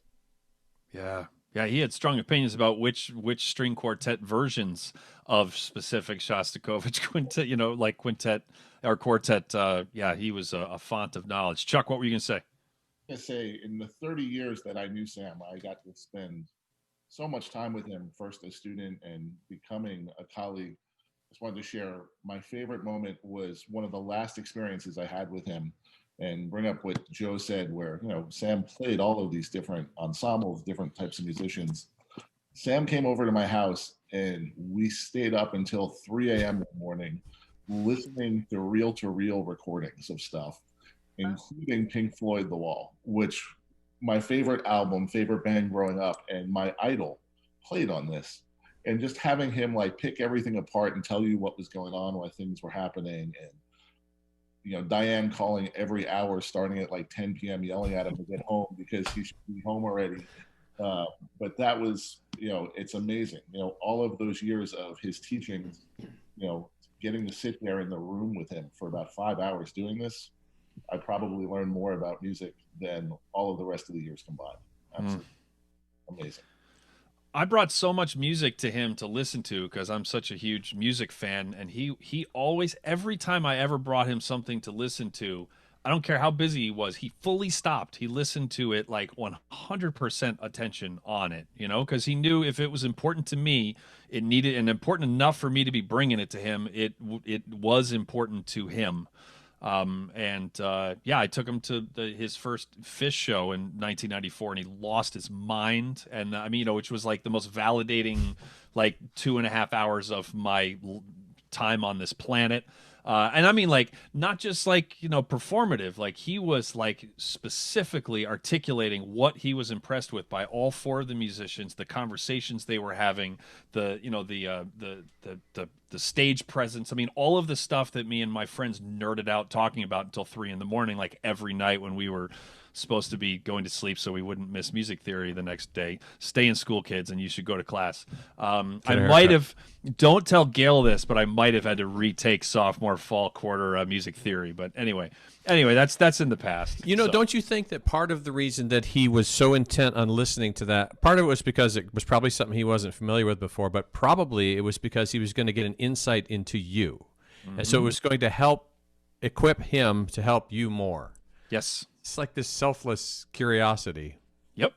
Yeah, absolutely. Absolutely. Yeah, it's something he was so natural about caring about everybody all the time that I definitely, when I was a kid, I took it for granted a lot. Because if I came to him enthusiastic about something, he always reciprocated, and when that happens 100% of the time, I don't think it's that unusual if you're 17 to just expect it, right? But it's like, and I did appreciate it at the time, but then as time has grown, I just appreciated even more that he always had as much as he possibly could to give. So, yeah, what a gift. What a gift. Yeah, I wish he'd lived another 30 years. But anyway, All right, we're about to close here. Michael, what were you going to say? I was going to say his color palette and understanding and curiosity about music. Yes. So wide ranging. The spectrum of his understanding of music and his depth of knowledge base was unbelievable. As much more than anyone I've ever known in this business. And his curiosity, and he was always seeking information. And here was a guy who, from my standpoint, could play higher and lower on his instrument than anybody I ever heard, faster and slower than I'd ever heard, louder and softer than I'd ever heard.